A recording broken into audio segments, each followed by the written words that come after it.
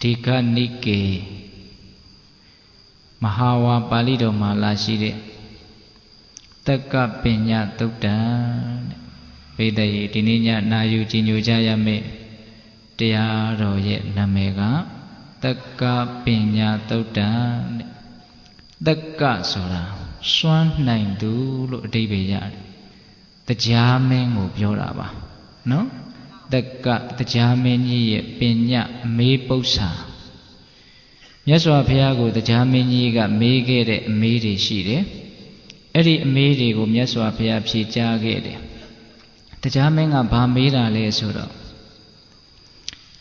Marita Sinyakin Mudo Yaswa Pia Dewa Nadu di Lagom Manuta Luda Rudi Lagom Atura Rudi Lagom Naga Naga Rudi Lagom Gandaba Nadu di Lagom Inye to so abidi ma the chap no yesa putukaya, a genelu sado, tatawa miarudi atitanti, shija bago e. De to nalu sado, tatawa miarudi. Awira, yankin yagung deep shiwi.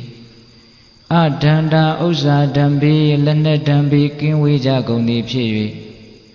Ata pada yandu hudamyata udayamya meshija gundi pshiyui. Tabya biza, say sin king wija gundi pshiyui. Awiri no yan hudamya, mumya meshija gundi pshiyui. We had a move nilu jabago ipea. Yaswa peade. Hori loga jima luri nade nagare kalone shishi damya tatawariha. Yambi can be on Nilo Jade, 6 years can be on Nilo Jade, the Keko Chanyan Dada, Yin Chanjan Nilo Jade. Adasa Pana Togedo Nilo Jaba Dole. Neither to Nalusa though Tatawa Miadudi. Da Wira Yan Shija Gundi Pibi, we had anti Nini Jaya Bago E. Da Danda Usa Dambi, Lenet Dambi, then Biro, we had Andy Nini Jaya Bago E. Da Pia Biza, say Sin Mudi Nedagua, we had Andy Nini Jaya Bago E. Da we no Yanduri, wine lady, we had Andy Nini Jaya Bago E. Tatawarai ha. The Keko Yin Chanjan Peking, Yankin, say Chanjan Dada, Nilu Jabi Melu. The get let we Maro, Yanduri, wine lelo, say sin who no name man, nippido, Bubu long Mani Machan, Nini Jaya de Ethalu Mani Machan, Nini Jaya daha, King Tan Yosana,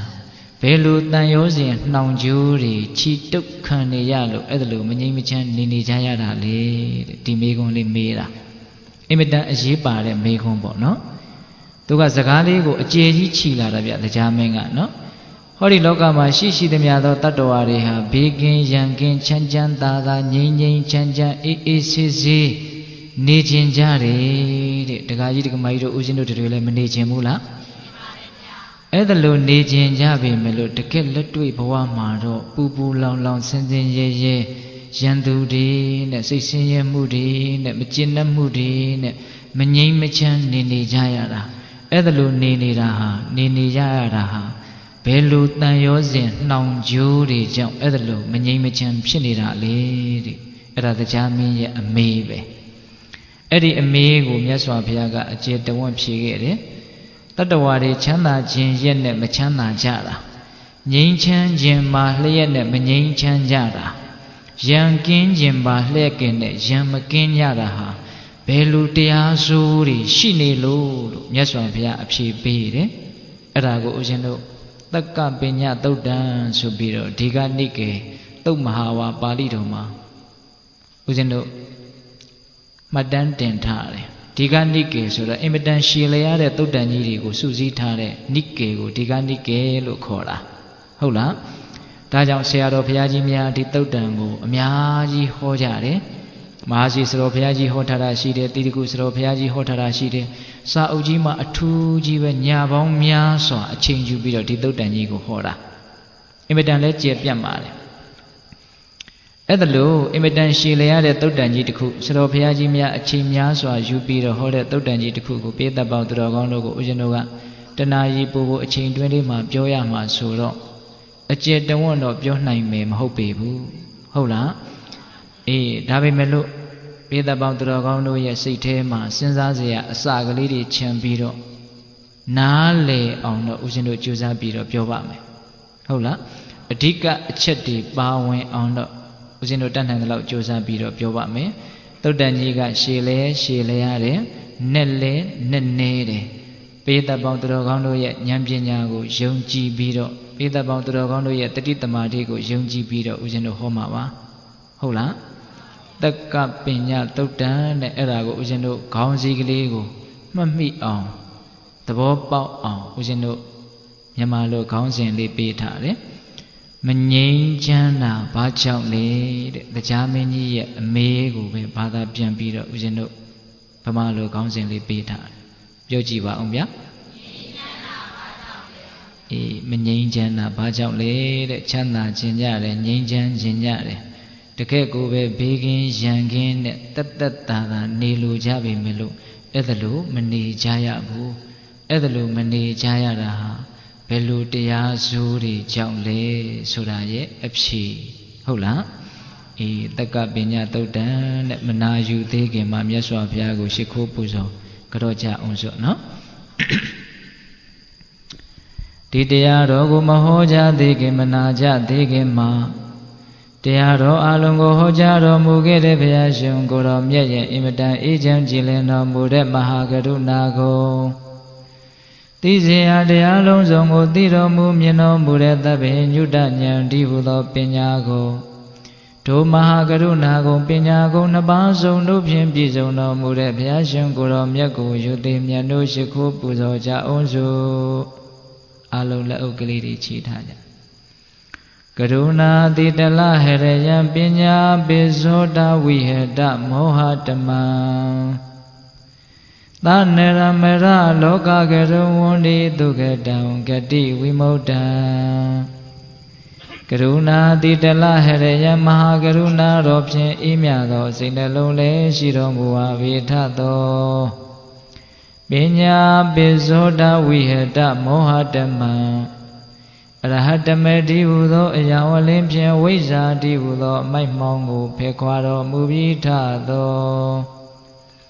သနရမရလောကကရုလူနတ်မြမတတဝါနန္ဒတို့၏ကြောင့်ဒီတန်တို့အလေးကရုပြုရာတဆူရီသောဆရာသခင်လည်းဖြစ်တော်မူပါ၏ထသောဂတိဝိမု ṭ ံဒေဝမနုဿနိရယနှင့်ပေတတလိษံလာရအရှိငါတန်သောဂတိတို့မှလိအထူးသဖြင့်ကင်းလွတ်တော်မူပြီးထသောသူကတံတတ္တဝါတို့ဟာအကျိုးများကြောင့်ဟုတ်မှန်သောစကားကောင်းကိုသာမြတ်ဆိုတော်မူပါ၏ထသော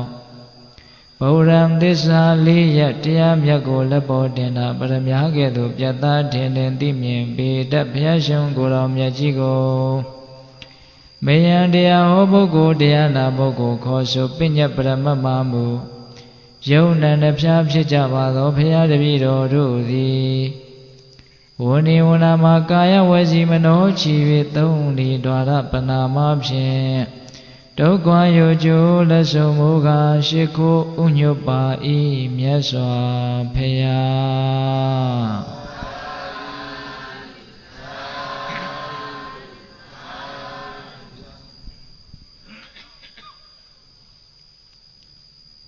မာရိတာဘေးရန်ခတ်သိမ်းကင်းငြိမ်းတော်မူပြီးသောမြတ်စွာဘုရားဒေဝနတ်တို့သည်၎င်းမနုဿလူသားတို့သည်၎င်းအတုရာတို့သည်၎င်းနာဂနဂါတို့သည်၎င်းခန္ဓဗနတ်တို့သည်၎င်းအင်းကြီးတပါးကုန်သောယေသပုထုကာယအကျဉ်းချသောတတ္တဝါတို့သည်အဋ္ဌိတန္တိရှိကြပါကုန်၏တေထိုနတ်လူစသောတတ္တဝါအများတို့သည်အဝေရာယံကင်းကြကုန်သည်ဖြစ်၍အဒန္တာဥစ္စာဓမ္မေလက်နက်ဓမ္မေကင်းဝေးကြကုန်သည်ဖြစ်၍အဖြာပစ္စာစိတ်ဆင်းရဲခြင်းကင်းဝေးကြကုန်သည်ဖြစ်၍အတပ္ပတ္ထာယံသူဟူသည်များကင်းစင်ပါကြကုန်သည်ဖြစ်၍ဝိဟရိမှုနေလိုကြပါကုန်၏ဖျားအထာစာပနထိုကဲ့သို့ပင်နေလိုကြပါကုန်တော်လေ နေတံထိုနတ်လူစသောတတ္တဝါအများတို့မှာသဝေရာယံနေနှင့်တကွာဝိဟရန္တိနေကြရပါကုန်၏သဒန္တာဥစ္စာဓမ္မေလက်နဲ့ဓမ္မေသင်ပြီးတော့ဝိဟရန္တိနေကြရပါကုန်၏သပ္ပတ္တာယံသူတွေနှင့်တကွာဝိဟရန္တိနေကြရပါကုန်၏သဗျာပစ္စာစိတ်ဆင်းရဲခြင်းတို့နဲ့တကွာဝိဟရန္တိနေကြရပါကုန်၏မြတ်စွာဘုရားတဲ့ဟောဒီလောကမှာရှိသမျှသောတတ္တဝါတွေဟာဘေကင်ရန်ကင်းငြိမ်းငြိမ်းချမ်းချမ်းကြည်ကြည်သာသာအေးအေးဆေးဆေးတတ်တတ်သာသာနေလိုကြပါကုန်တော်လဲမငြိမ်မချမ်းစင်းစင်းရဲရဲရန်နေဘေးတွေသင့်ပြီးတော့နေကြရပါကုန်၏ဖေဟာအဲ့ဒါလို့ပင်ကိုကငြိမ်းငြိမ်းချမ်းချမ်းဘေးကင်းရန်ကင်းတကယ့်ကိုပဲအေးအေးဆေးဆေးနေလိုကြပြီမလို့မငြိမ်မချမ်းပူပူလောင်လောင်ရန်နေဘေးတွေနဲ့နေကြရတာဟာကိန်းတန်ရောဇနံဘယ်လိုတန်ရောစဉ်အနှောင်အဖွဲ့ကြောင့်လဲဝါဘယ်ကဲ့သို့သောတရားဆိုးတွေကြောင့်အဲ့ဒါလို့နေကြရတာလေလို့မြတ်စွာဘုရားကိုတရားမင်းကြီးကမေးတာဒီမေးခွန်းကို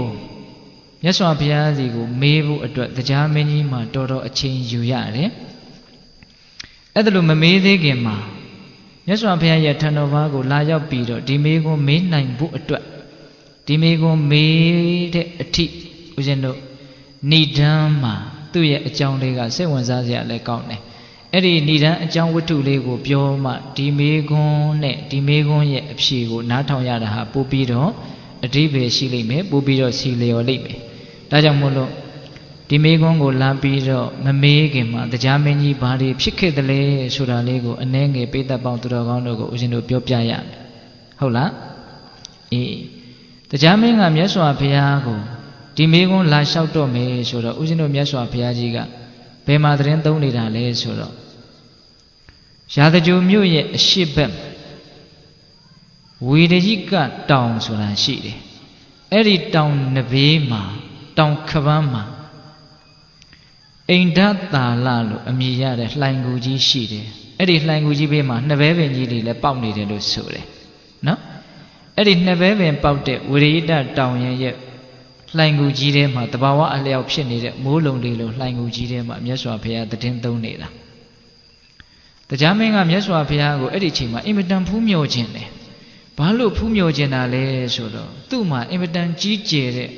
ဆင်းရဲတွေစိုးရိမ်ခြင်းတွေပူလောင်ခြင်းတွေဖြစ်နေတာဘာလို့ဖြစ်တာလဲဆိုတော့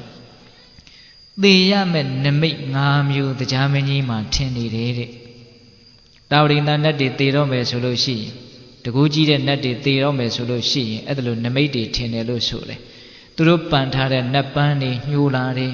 သူတို့ဝတ်ထားတဲ့နတ်ဝတ်နတ်စားတွေနွမ်းလာတယ်သူတို့ရဲ့လက်ကတိကြားကချွေးထွက်လာတယ်နတ်ပြည်မှာမပျော်ဘူးပြီးတော့သူတို့ရဲ့ရုပ်ရှင်အင်္ဂါတွေလည်းပဲဖောက်ပြန်လာတယ်အဲ့ဒါလိုသေမဲ့နမိတ်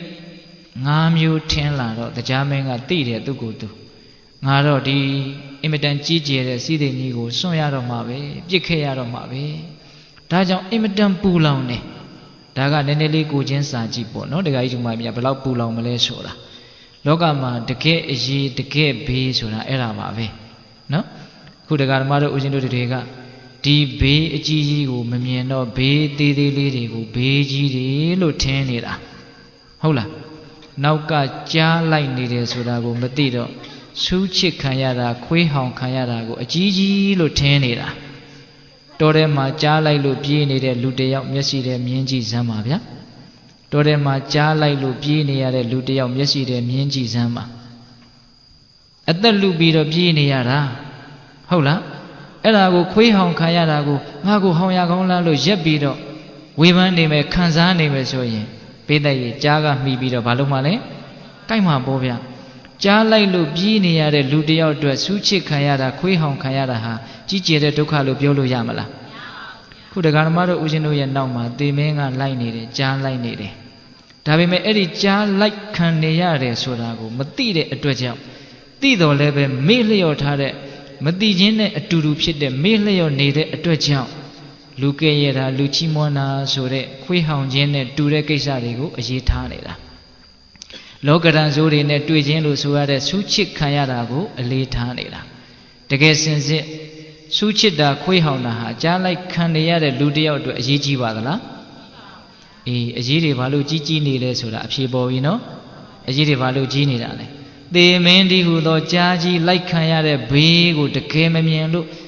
teke the le bhe ka aji ji lo thin pi do lu ko chhauk cha se neda thabo ja ya la akhu le be taja main ji ma teke ayi teke bhe twai bi no the namic 5 ပါးထင်ပြီးတော့တတိပေးလာပြီအနိစ္စကပြင်းပြင်းထန်ထန်တကားခောက်လာပြီမဖွင့်လို့မရတော့ဘူးအဲ့ဒီမှာ तू အကြီးအကျယ်ပူလောင်တယ်အကြီးအကျယ်စိတ်ဆင်းရဲတယ်အဲ့တော့ तू စဉ်းစားတယ်ဒီလောက်ကြီးကျယ်တဲ့စိတ်ဆင်းရဲခြင်းကိုယ်ဆင်းရဲခြင်းနော်ဒီလောက်ကြီးကျယ်တဲ့ဒုက္ခမြတ်စွာဘုရားမှလွဲလို့ဘယ်သူမှငြိမ်းအေးစေမှာမဟုတ်ဘူးငါမြတ်စွာဘုရားဒီသွားမယ်ဆိုပြီးတော့ဘုရားဘယ်မှာသတင်းသုံးလဲလို့သူဘိညာသူတို့ရဲ့နတ်တကူနဲ့ကြည်တော့မြတ်စွာဘုရားဝိရိတတောင်ညာအိန္ဒသာလလှိုင်ကူမှာသတင်းသုံးတာကိုသူတွေ့တယ်အဲ့ဒီတော့သူဘာလုပ်လဲဆိုတော့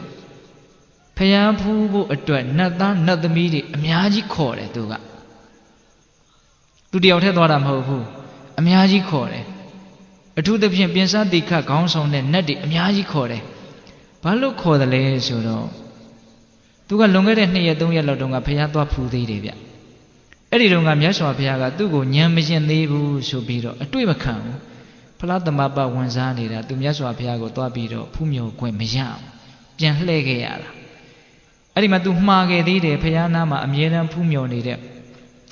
ဝတ္တဝနမင်းကြီးရဲ့နတ်မိဘုရားဘူစတိဆိုတာရှိတယ်သူကတဂရကံအရိယာအဲ့ဒီနတ်သမီးက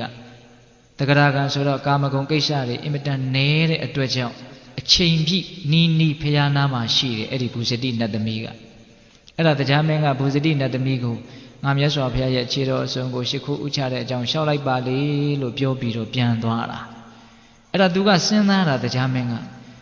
ငါဟာကျွတ်ထိုက်တဲ့ပုဂ္ဂိုလ်မဟုတ်လို့မြတ်စွာဘုရားကငါ့ကိုအတွေ့မခံတရားမဟောတာနဲ့တူပါရဲ့ဒါကြောင့်နတ်သားနတ်သမီးတွေအများကြီးသာခေါ်သွားမယ်ဆိုရင်ဟောဒီတဲကတစုံတယောက်သောပုဂ္ဂိုလ်ကတော့ကျွတ်ထိုက်တဲ့ပုဂ္ဂိုလ်ပါလိမ့်အဲ့ဒီကျွတ်ထိုက်တဲ့ပုဂ္ဂိုလ်ပါလို့ရှိရင်မြတ်စွာဘုရားဧကန္တတရားဟောမှာပဲအဲ့ဒါလို့တရားဟောရင်ငါလည်းပဲတရားနာရတာခေါင်းရဲ့ဟောဒီအကျိုးကိုမြင်လို့တရားမင်းကအဖော်တွေအများကြီးခေါ်တာ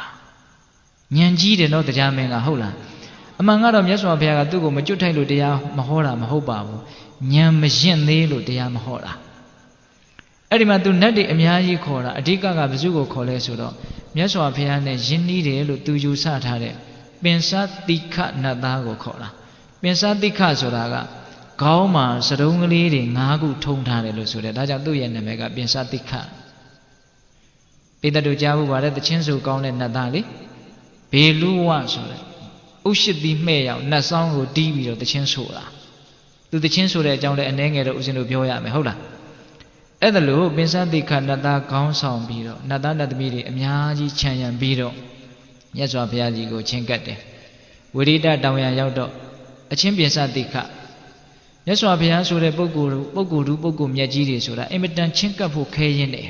ဒါကြောင့်သင်အရင်လက်ဦးသွားပြီးတော့မြတ်စွာဘုရားကိုခွင့်ပြုအောင်တောင်းပန်ပါအောင်ပြီးမှငါနောက်ကလာခဲ့ပါမယ်မြတ်စွာဘုရားကိုဖူးမြော်ပါမယ်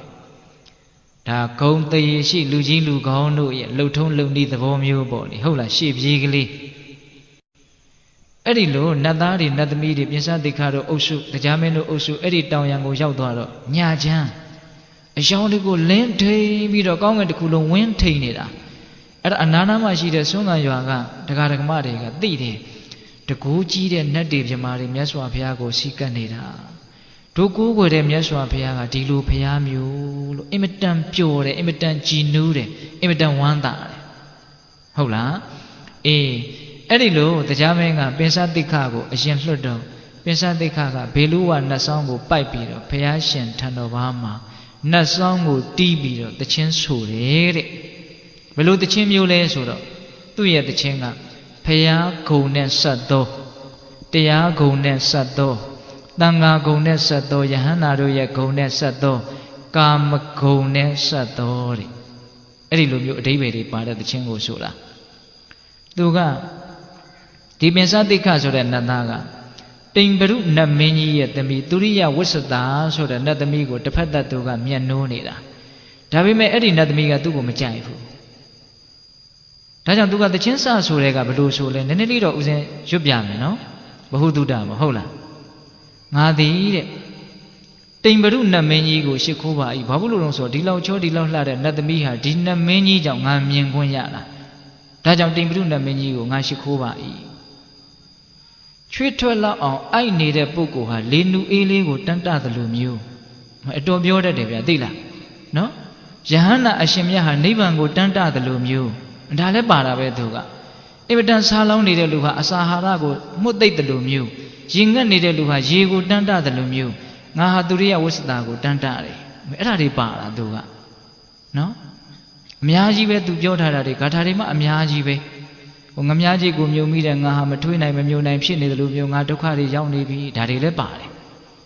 မှုံရစ်နေတဲ့ဆင်းပြောင်းဟာဘာကိုမှမသိနိုင်မမြင်နိုင်မဲနဲ့သူထင်ရလို့တယ်လို့မျိုးငါဟာဒုက္ခတွေရောက်နေပြီယဟန္တာကိုလှူရတဲ့အလှူဟာနည်းနည်းလေးစေတနာလေးဖြစ်ပေမလို့အများကြီးသောအကျိုးတွေကိုပေးပြီးတော့ကြီးထွားလာတယ်လို့မျိုးသူရိယဝိသတာကိုမြင်လို့တဲ့စိတ်တွေကငါမှအများကြီးကြီးထွားလာပြီအဲ့ဒါတွေပါတယ်အဲ့ဒီမှာသူ့ရဲ့တခြင်းတွေဦးဇင်းတို့အကုန်အောင်ပြောရင်ဆုံးမှာမဟုတ်ဘူးသိလားအဲ့ဒီမှာမြတ်စွာဘုရားကသူ့တခြင်းဆုံးတော့ချီးမွမ်းတယ်တခြင်းတန်ကိုချီးမွမ်းတယ်ပိစတိခါတဲ့ဒီတခြင်းတွေကိုဘယ်တော့မှမင်းတီးကုန်းထားလေတဲ့သင်ရဲ့တခြင်းတန်ဟာစောင်းတန်ကိုလည်းမလွန်ဘူးသင်ရဲ့စောင်းတန်ဟာတခြင်းတန်ကိုမလွန်ဘူးတော်တယ်ပေါ့တီးတာဆိုတာတခြင်းတန်ကိုตาရလို့တခြင်းဆိုတာကိုအားပေးတဲ့အနေနဲ့မြတ်စွာဘုရားချီးမွမ်းတာမဟုတ်ဘူးနော်တချို့ပုဂ္ဂိုလ်တွေကဟာပြင်စသင်္ခါတခြင်းဆိုတာကိုမြတ်စွာဘုရားတောင်သဘောကျပြီးတော့ထောက်ခံတဲ့ရောင်ဘာလို့ပြောတာရှိတယ်လေအမြန်ကဘာကြောင့်မြတ်စွာဘုရားကဒီတခြင်းတန်ကိုချီးမွမ်းတာလဲဆိုတော့တကယ်လို့ဒီလိုအတိအမှတ်မပြုဘူးမချီးမွမ်းဘူးဆိုရင်မြတ်စွာဘုရားလက်မခံဘူးနဲ့တူရဲ့ဆိုပြီးပြန်သွားလို့ရှိရင်မတ်ဖို့ဒီဟူသောအကျိုးစီးပွားအစစ်အမှန်တွေကဆုံးရှုံးမှဆိုးလို့သူတို့မပြန်အောင်လို့မြတ်စွာဘုရားကဒီတခြင်းတန်ကိုချီးမွမ်းလိုက်တာအဲ့ဒီမှာပြင်စတိခမြတ်စွာဘုရားကိုစကားပြောရဲသွားတယ်ဒီတခြင်းတွေကိုသင်္ဘေတုံးကတည်ကုန်းထားတာလေဆိုတော့ပြင်စတိခကမြတ်စွာဘုရားတဲ့ဒီတခြင်းတွေတည်ကုန်းထားတာကြားကြလှပြီတဲ့မြတ်စွာဘုရားဖျားဖြစ်ပြီးကစဥရဝေလတော်နေရင်စရာမြကမ်းဘေးအဇပါလညောင်မဲအောက်မှာသတင်းသုံးတုံးကလေးကစတပည့်တော်ဒီတခြင်းတွေကိုတည်ကုန်းထားတာအဲ့ဒီတုန်းကတိမ်မရုနမင်းကြီးရဲ့နဗိမာန်ရှိကိုဟောဒီစောင်းကြီးပိုက်ပြီးတော့တပည့်တော်သူ့သမီးကိုသဘောကျတယ်နဲ့သွားဆိုတာသူအကြောင်းတွေပြောနေတာပြင်စတိခါကအဲ့ဒီလိုတခြင်းဆိုတော့သူရိယဝိသတာကထွက်လာတယ်တဲ့ဗိမာန်တွေကသင်ဟာတဲ့ဘုရားကုံတရားကုံတန်ခါကုံတွေကိုဆိုတာမြတ်စွာဘုရားဆိုတဲ့ပုဂ္ဂိုလ်ကြီးကိုငါမဖူးပါဘူးတဲ့ဒါပေမဲ့လို့သူဓမ္မနတ်တပင်မှာငါကနေတော့မှမြတ်စွာဘုရားရဲ့ဂုဏ်တွေကိုငါကြားခဲ့ရတယ်အဲ့ဒါလို့အင်မတန်ထူးမြတ်တဲ့မြတ်စွာဘုရားရဲ့ဂုဏ်တွေကိုဆိုတဲ့အတွက်ကြောင့်ဒီနေ့တနေ့တာသင်နဲ့ငါရဲ့ပေါင်းဖော်ခြင်းဖြစ်ပါစေအဲ့ဒီနေ့ကစနောက်တစ်ခါမှမပေါင်းဖော်ရတော့ဘူးလို့မြတ်စွာဘုရားကိုပင်စတိခါကသူ့အကြောင်းတွေလျှောက်ပြောတာအဲ့ဒါကိုတရားမင်းကစိတ်မရှိဘူးနောက်ကနေပြီးတော့သူလာဖို့အတွက်ရှေ့ပြေးလွတ်တာကိုသူ့ကိုရေးကိုတာတွေပြောနေတာအဲ့ဒီမှာဟေးပင်စတိခါတရားမင်းမြတ်စွာဘုရားကိုရှ िख ိုးတယ်ဆိုတာကိုမင်းပြောအောင်နောက်ကနတ်တို့ရဲ့တကူနဲ့အချင်းချင်းသိပေးတာအဲ့ဒီတော့မှပင်စတိခါကမှန်လားပါဘုန်းတော်ကြီးတော်မူသောမြတ်စွာဘုရားတရားမင်းကမြတ်စွာဘုရားကိုရှ िख ိုးကြတော့ပါဘုရားအဲ့ဒီမှာမြတ်စွာဘုရားကတရားမင်းကြီးချမ်းသာပါစေဘာဖြစ်လို့လဲဆိုတော့မြတ်စွာဘုရားဆိုတာတတ္တဝါအလုံးချမ်းသာတာကိုမြင်ခြင်းနဲ့တဲ့အဲ့ဒါလိုလေးအမိန့်ရှိတော့မှတရားမင်းကအချမ်းရံနေနဲ့ဂူထဲကိုဝင်လာတာတရားမင်းဝင်လာတော့တကူလုံးကလင်းထိန်သွားတယ်ဒါပေမဲ့မြတ်စွာဘုရားရဲ့ရောင်ကြီးတော်ကိုတော့မလွှမ်းမိုးနိုင်ဘူးတရားမင်းလည်းဝင်လာရောမညီညာတဲ့ဂူကြီးဟာညီညာသွားတယ်မကျေပြန့်တဲ့ဂူဟာကျေပြန့်သွားတယ်အံ့ဩစရာတော့ကောင်းတယ်နော်အဲ့ဒီမှာမြတ်စွာဘုရားကတရားမင်းကြီးကိုအလုတ်ကိစ္စတွေဒီလောက်များတဲ့ကြားတွေကဖျားလာဖူးနိုင်တာအံ့ဩစရာကောင်းတယ်လို့အဲ့ဒါလိုလေးမြတ်စွာဘုရားကစကားကိုဥစွာပြောတာမြတ်စွာဘုရားဆိုတော့စကားပြောအင်မတန်ကျွမ်းကျင်တာပေါ့နော်အဲ့ဒီတော့မှန်လားပါဗျာတဲ့တပည့်တော်အခုမှမြတ်စွာဘုရားကိုလာဖူးတာမဟုတ်ပါဘူးလွန်ခဲ့တဲ့3ရက်လောက်တုန်းကတပည့်တော်မြတ်စွာဘုရားကိုလာဖူးပါသေးတယ်ဖေ။အဲ့ဒီတုန်းကမြတ်စွာဘုရားဖလားသမပဝင်စားနေလို့တပည့်တော်အခွင့်မသာလို့ဘူဇတိနတ်သမီးကိုမှားထားခဲ့ပြီးတော့ တပည့်တော်ပြန်သွားတာဗျာမြတ်စွာဘုရားကိုရှ िख ိုးတယ်လို့ပြောလိုက်ပါရှောက်လိုက်ပါလို့တပည့်တော်ဘူဇတိကိုမှားခဲ့တယ်အဲ့ဒီဘူဇတိနတ်သမီးကမြတ်စွာဘုရားကိုရှောက်ပါရဲ့လားဖေအေးရှောက်တယ်တဲ့အဲ့ဒီတုန်းကသင်ရဲ့ယထာဘိန်းတန်ကိုကြားလိုက်တာနဲ့ငါဖလားသမပကထတာတပြိုင်တည်းသေးပဲတဲ့ယထာဘိန်းတန်ကိုကြားလို့ဖလားသမပကထတာတော့မဟုတ်ဘူးတိုက်ဆိုင်မှုပေါ့နော်အဲ့ဒီလိုမြတ်စွာဘုရားကအမိန့်ရှိတော့တရားမင်းကမြတ်စွာဘုရားကိုစပြီးတော့လျှောက်တယ်အရှင်ဘုရားတဲ့တပည့်တော်ရှေးအစဉ်ဆက်နတ်တွေပြောခဲ့တဲ့စကားမှန်တဲ့အကြောင်းတပည့်တော်သိရဘာလဲဆိုတော့မြတ်စွာဘုရားလောကမှာပွင့်ထွန်းလာလို့ရှိရင်အတူရာတွေဆုပ်ယုပ်ပြီးတော့တာဝရိန္ဒာနတ်တွေစီကားတယ်တိုးတက်တယ်ကြီးပွားတယ်လို့တပည့်တော်ကြားဘူးတဲ့အခုသိမ့်မှန်တာပဲတဲ့မြတ်စွာဘုရားပွင့်လာတော့ဘုံကံကြီးတဲ့နတ်သားတွေနတ်သမီးတွေတပည့်တော်တို့တာဝရိန္ဒာနတ်ပြည်မှာအများကြီးတိုးတက်တယ်တဲ့မြတ်စွာဘုရားကိုလျှောက်တာနော်အဲ့ဒါနဲ့သူကတစ်ဆက်တည်းသူ့ရဲ့သားဖြစ်တဲ့ဂောပကနတ်သားရဲ့အကြောင်းကိုပြောပြတယ်မြတ်စွာဘုရားကိုတရားဟောဖို့တောင်းပန်ခြင်းလို့ဏိဒန်းတွေခင်းနေတာတရားမင်းကဟိုခုနတုန်းကဥစဉ်ဏိဒန်းတုန်းကရွတ်လိုက်တယ်လေတတ္တဝါတွေဟာငြိမ်ငြိမ်ချမ်းချမ်းဘေးကင်းရန်ကင်းတကယ့်ကိုစိတ်ချမ်းချမ်းသာသာနဲ့နေလိုကြပေမလို့အဲ့ဒါလို့မနေကြရဘူးမငြိမ်ချမ်းသာဟာဘာကြောင့်လဲဆိုတဲ့ဒီမေးခွန်းကလေးမမေးခင်မှာစကားဏိဒန်းတွေတွဲနေတာဘယ်သူအကြောင်းကိုရှောက်မှလဲသူ့ရဲ့သားဂောပကနတ်သားရဲ့အကြောင်းကိုရှောက်မှအဲ့ဒါကိုဦးဇင်းတို့ဂောပကဝတ္ထုဆိုပြီးတော့အကျေတဝန်းကြီးပြောထားတာရှိတယ်အဲ့ဒါကိုပိဿပေါင်းသူတော်ကောင်းတို့နှလုံးသွင်းကြည့်မယ်နော်အဲ့ဒီဂောပကဆိုတဲ့နတ်သားကသူကတာကီဝင်မင်းသမီးအရင်ဘဝကမိန်းမဂောပိကာတဲ့ကပိလဝတ်ပြည်ကဖះကိုကြည်ညိုတယ်တရားကိုကြည်ညိုတယ်တန်ခါကိုကြည်ညိုတယ်ဂောပိကာတာကီဝင်မင်းသမီးတဲ့မိန်းမဖြစ်ရတာအင်မတန်ဆက်ဆုပ်တယ်တဲ့သူကဖြစ်လေရဘဝယောက်ျားပဲဖြစ်ချင်တယ်အဲ့ဒါကြောင့်မို့လို့မြတ်စွာဘုရားဒီယတနာမြတ်သုံးပါးကိုကိုးကွယ်ရှိကပ်ရင်းနဲ့ယောက်ျားဖြစ်ရဖြစ်ကြောင်းအကျင့်ကိုသူကျင့်တယ်နော်အဲ့ဒါလို့သူဘာသာရေးကိုကိုင်းဆိုင်ပြီးတော့တကယ်စိတ်ကောင်းနှလုံးကောင်းနဲ့နေလာရင်းနဲ့သေတော့တရားမင်းရဲ့သားယောက်ျားဖြစ်တယ်နတ်သားဖြစ်တယ်နော်နတ်သားဖြစ်တော့ဒီနေ့နတ်စည်းစိမ်ခံစားရင်းနဲ့ကကြည်တဲ့ဂန္ဓပနတ်အဖွဲ့ကြီးတစ်ဖွဲ့တရားမင်းအမှုရှိတဲ့တရားရဲ့ဆွေတွေမျိုးတွေဒီကြီးကျယ်တဲ့စီးစိမ်ရှိတဲ့နတ်တွေကိုဖြောပြေဖို့အတွက်ပေါ့ဗျာလူလောကကြီးလိုပါပဲဟုတ်လားဖြောပြေဖို့အတွက်အဲ့ဒီဂန္ဓပကကြည်တဲ့နတ်အဖွဲ့ကြီးတစ်ဖွဲ့ရောက်လာတယ်အဲ့တီးကြမှုကြဆိုကြကကြပေါ့လေအဲ့ဒီကကြည်တဲ့နတ်ကနေတဲ့နတ်တွေထဲမှာထူးထူးခြားခြားကကြည်တဲ့ဂန္ဓပနတ်3ယောက်ကဒီပြင်နတ်တွေတဲ့ပူပြီးတော့အယောင်အဝါတွေထွက်နေတယ်တဲ့အဲ့ဒါကိုဂောပကနတ်သားကအဲ့ဒီကကြည်တဲ့အဖွဲကြီးရဲ့ကနေပုံဆိုနေပုံတွေကိုကြည့်ရှုခံစားရင်းနဲ့တတိထားမိတယ်ဟာဟိုနတ်3ယောက်ကဒီပြင်နတ်တွေတဲ့ပူပြီးတော့အယောင်တွေထွက်နေပါလားအဲ့ဒါနဲ့ထပ်ပြီးတော့သူစဉ်းစားတယ်ဘာလို့ဒီအယောင်တွေကထွက်နေတာတော့ဘာလို့သူတို့ကသူများနဲ့မတူတာတော့စဉ်းစားလိုက်တော့အဲ့ဒီဂန္ဓပနတ်3ယောက်ကအရင်ဘဝကယဟန်နေသေးလို့ယဟန်နေပြန်တော်မူလို့ဖြစ်လာတာတဲ့အရင်ဘဝကယဟန်နေတယ်ဘယ်ယဟန်နေလဲလို့ဆက်ပြီးတော့စဉ်းစားလိုက်တော့အဲ့ဒီဂောပိကမင်းသမီးဘဝကသူ့အိမ်မှာသူဆွန်းလောင်းခဲ့တဲ့သူ့ရဲ့ဆရာဘုန်းကြီးတွေဖြစ်နေတယ်တဲ့ဗျာဒကာကြီးဒကာမကြီးများနော်တပည့်ဖြစ်တဲ့ဒကမကနတ်သားဖြစ်ပြီးတော့ဆရာဖြစ်တဲ့ဘုန်းတော်ကြီးတွေကအဲ့ဒီနတ်သားကိုဖြောပြေရတဲ့ဂန္ဓပနတ်အောက်ကျတဲ့နတ်အမျိုးအနွယ်ညံ့တဲ့နတ်ဖြစ်နေတာဘယ်လိုမှမခံကျင်ဘူးအဲ့ဒီဂောပကနတ်သားကကြည်စမ်းငါကိုးကွယ်ခဲ့တဲ့ငါဆရာတွေငါဆွန်းလောင်းခဲ့တဲ့ငါဆရာတွေမြတ်စွာဘုရားရဲ့တရားတော်ဆိုတာမြင့်မြတ်ရာကိုဥတည်ပြီးတော့မြင့်မြတ်တဲ့မြင့်မြတ်တဲ့ဘက်ကိုရောက်အောင်ပို့တဲ့တရားပါဘယ်နဲ့ကြောင့်နှိမ့်ကြတဲ့နေရာကိုရောက်လာတာတော့အဲ့ဒါနဲ့ဆိုတာဗျအဲ့ဒီနတ်သားကသိလားအဲ့ဒီဂန္ဓပနတ်3ယောက်အရှင်တို့တဲ့အရင်ဘဝကယဟန်နေငါသိတယ်တဲ့မြတ်စွာဘုရားရဲ့မြင့်မြတ်ရာမြင့်မြတ်ကြောင်းကိုညွှန်ပြတဲ့တရားတွေကိုဘယ်ဘက်ကိုမြန်ညံဥလှည့်ပြီးတော့နာခဲ့တာလေတဲ့ဟောဒီစကားလေးသတိထားကြရတော့ဒကမာကြီးများတရားဆိုတာမြင့်တဲ့နေရာကိုပို့ဖို့မြတ်တဲ့မြတ်တဲ့နေရာကိုပို့ဖို့ အဲ့ဒါလို့မြင့်မြတ်တဲ့ဘက်ကိုညွန်ပြနိုင်တဲ့တွန်းပို့နိုင်တဲ့တရားကိုလက်ငင်းတွေ့နေရပါလှဲ့ကနဲ့နှိမ့်ကြတဲ့ဘက်ကိုရောက်သွားမယ်ဆိုရင်ကိုညံ့တာပေါ့ဟုတ်လားတခါကြီးမိုင်မြအေးအခုလည်းပဲယဟန်တော်တွေယဟန်မှာရိုးရိုးမဟုတ်ဘူးသီလလည်းစင်ကြယ်တဲ့ဗျာဇံအဘိညာဉ်နဲ့လည်းရခဲ့တဲ့အဲ့ဒီဇံအဘိညာဉ်လက်ရှိနဲ့သိမယ်ဆိုရင်တောင်မှပြမပြေရောက်နိုင်တယ်ဒါပေမဲ့ဘာဖြစ်နေတာ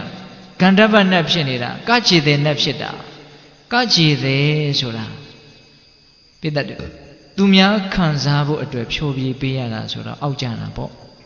ဟင်တခါကြီးဒီမိုင်းမြအေး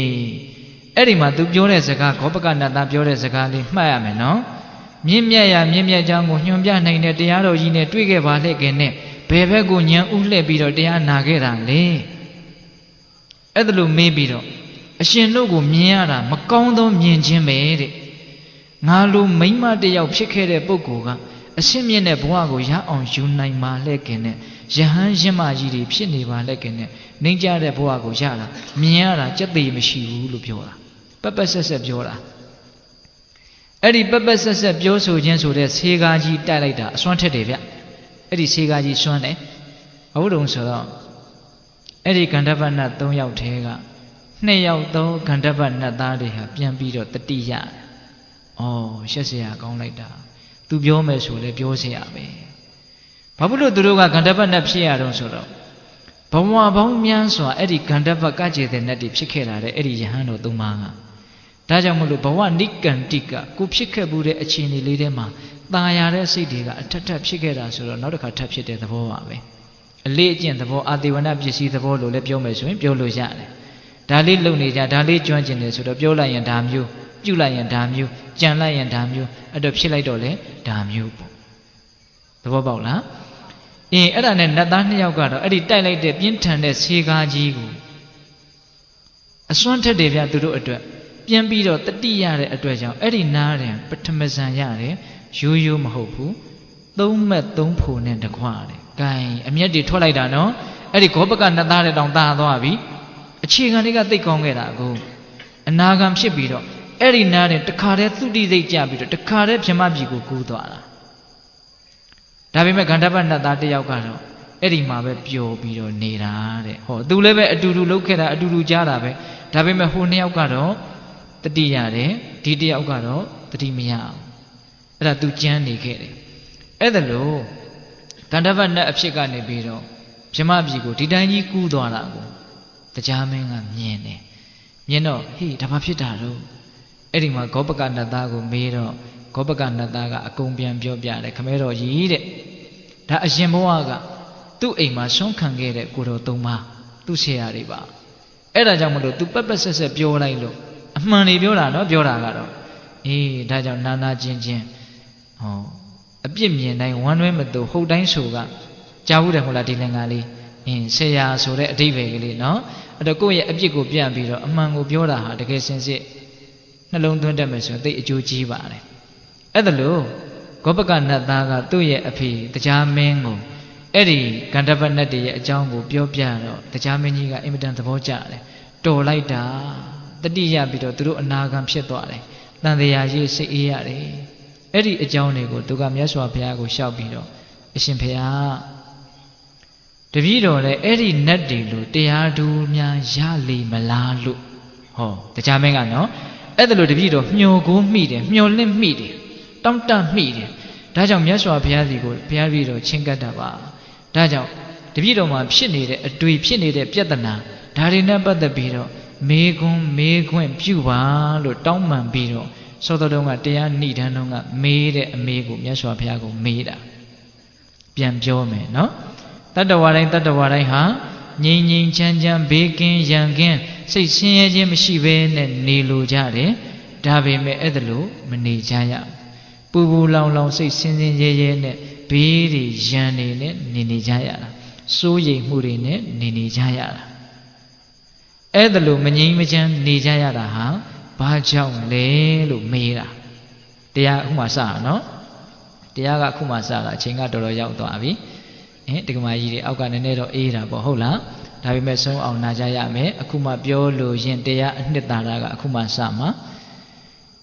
ငြိမ်းချမ်းခြင်းပါလှည့်ခင်နဲ့ဘာကြောင့်မငြိမ်းချမ်းကြရသလဲဆိုတာကိုမြတ်စွာဘုရားဘယ်လိုဖြေလဲဆိုတော့ဣတ္တမေစရိယတန်ယောဇနံဣတ္တမေစရိယတန်ယောဇနံမနာလိုခြင်းဝင်တိုခြင်းဆိုတဲ့တန်ယောဇဉ်ကျိုးတို့ကြောင့်နေတံထိုနတ်လိုစားသောတတ္တဝါတို့သည်သဝေရာယံရှိကြကုန်သည်ဖြစ်၍တတန္တဥစ္စာတံပေလက်နဲ့တံပေတင့်ရောက်ကြကုန်သည်ဖြစ်၍သဗျာပိစ္ဆာစိုးရင်ခြင်းပူဆွေးခြင်းစိတ်ဆင်းရဲခြင်းနှင့်တကွာဖြစ်ကြကုန်သည်ဖြစ်၍သဝေရိနောသတပ္ပနာယံသူတွေနှင့်တကွသဝေရိနောယံဟုသမျှဝိုင်းဝိုင်းလည်နေကြကုန်သည်ဖြစ်၍ဝိဟရန္တိနေကြရကုန်၏ချမ်းသာခြင်းပါလဲနဲ့မချမ်းသာကြရမချမ်းသာကြရတာဟာဣတ္တမစ္စရိယဆိုတဲ့တန်ရောစဉ်ကျိုးနှစ်ချောင်းနဲ့အချီအနှောင်ကိုခံကြရလို့ပဲတဲ့ဣတ္တမစ္စရိယ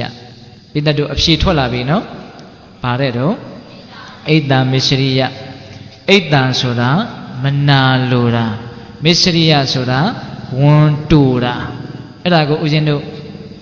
နည်းနည်းလေးရှင်းပြရမယ်ဣတ္တဆိုတာကမနာလိုတာမစ္စရိယဆိုတာဝန်တူတာမနာလိုတာဆိုတာဘာကိုမနာလိုတာလဲဆိုကြပါစို့နားမထောင်လိုဘူးဆိုတာကိုအတူချုပ်ပြောထားတာမနာလိုဘူးဆိုတာနားမထောင်လိုဘူးနားမထောင်ခြင်းဘူးနားမထောင်နိုင်ဘူး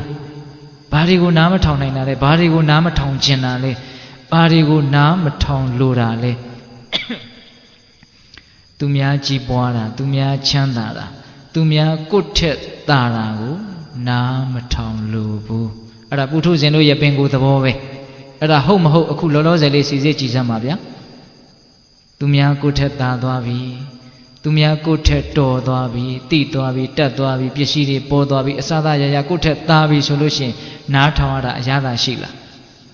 ပြောတဲ့လူကပြောလို့သာအာနာလို့တော်၎င်းကြောက်လို့တော်၎င်းမကောင်းတတ်လို့တော်၎င်းအမျိုးမျိုးသောအကြောင်းကြောင့်အောင့်ဤပြီးတော့နားထောင်နေရပေမလို့စိတ်ထဲမှာနားမထောင်လို့တဲ့စိတ်ကတော့ရှိနေတယ်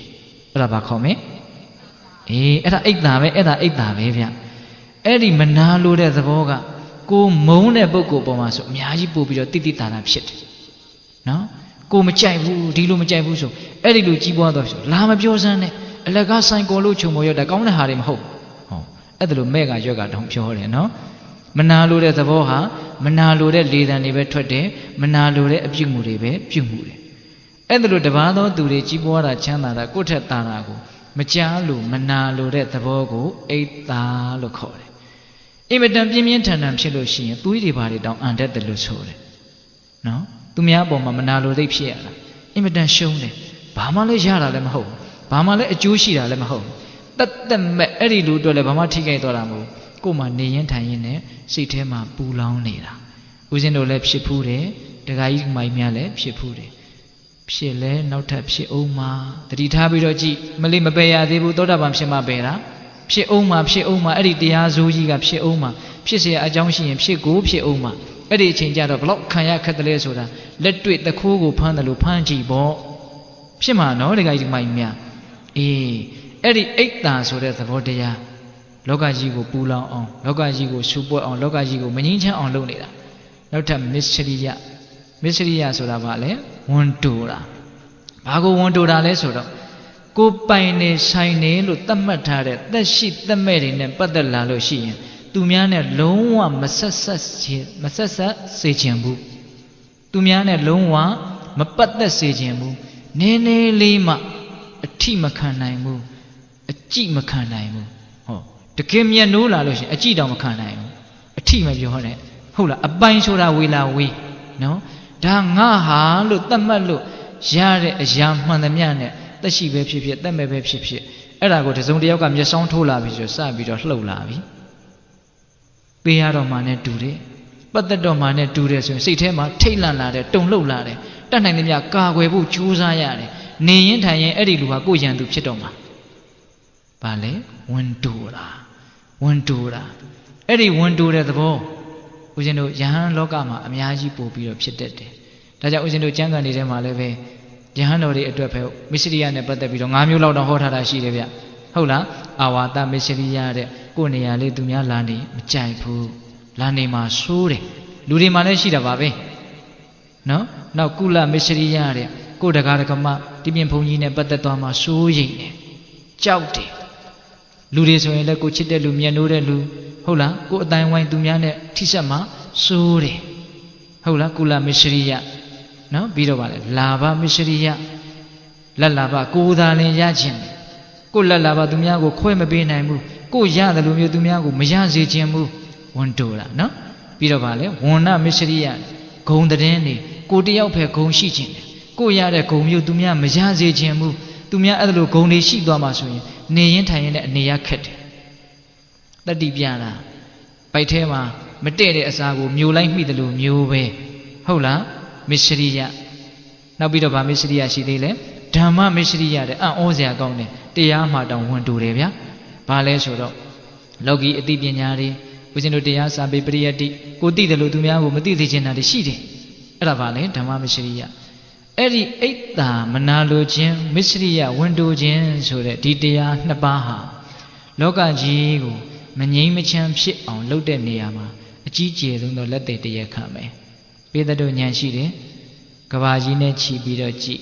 ်နိုင်ငံနဲ့ခြီးပြီးတော့ကြည်တမျိုးလုံးနဲ့ခြီးပြီးတော့ကြည်ရက်ကွက်နဲ့ခြီးကြည်အိမ်နဲ့ခြီးကြည်အကုန်လုံးခြီးပြီးတော့ကြည်ဟုတ်လာ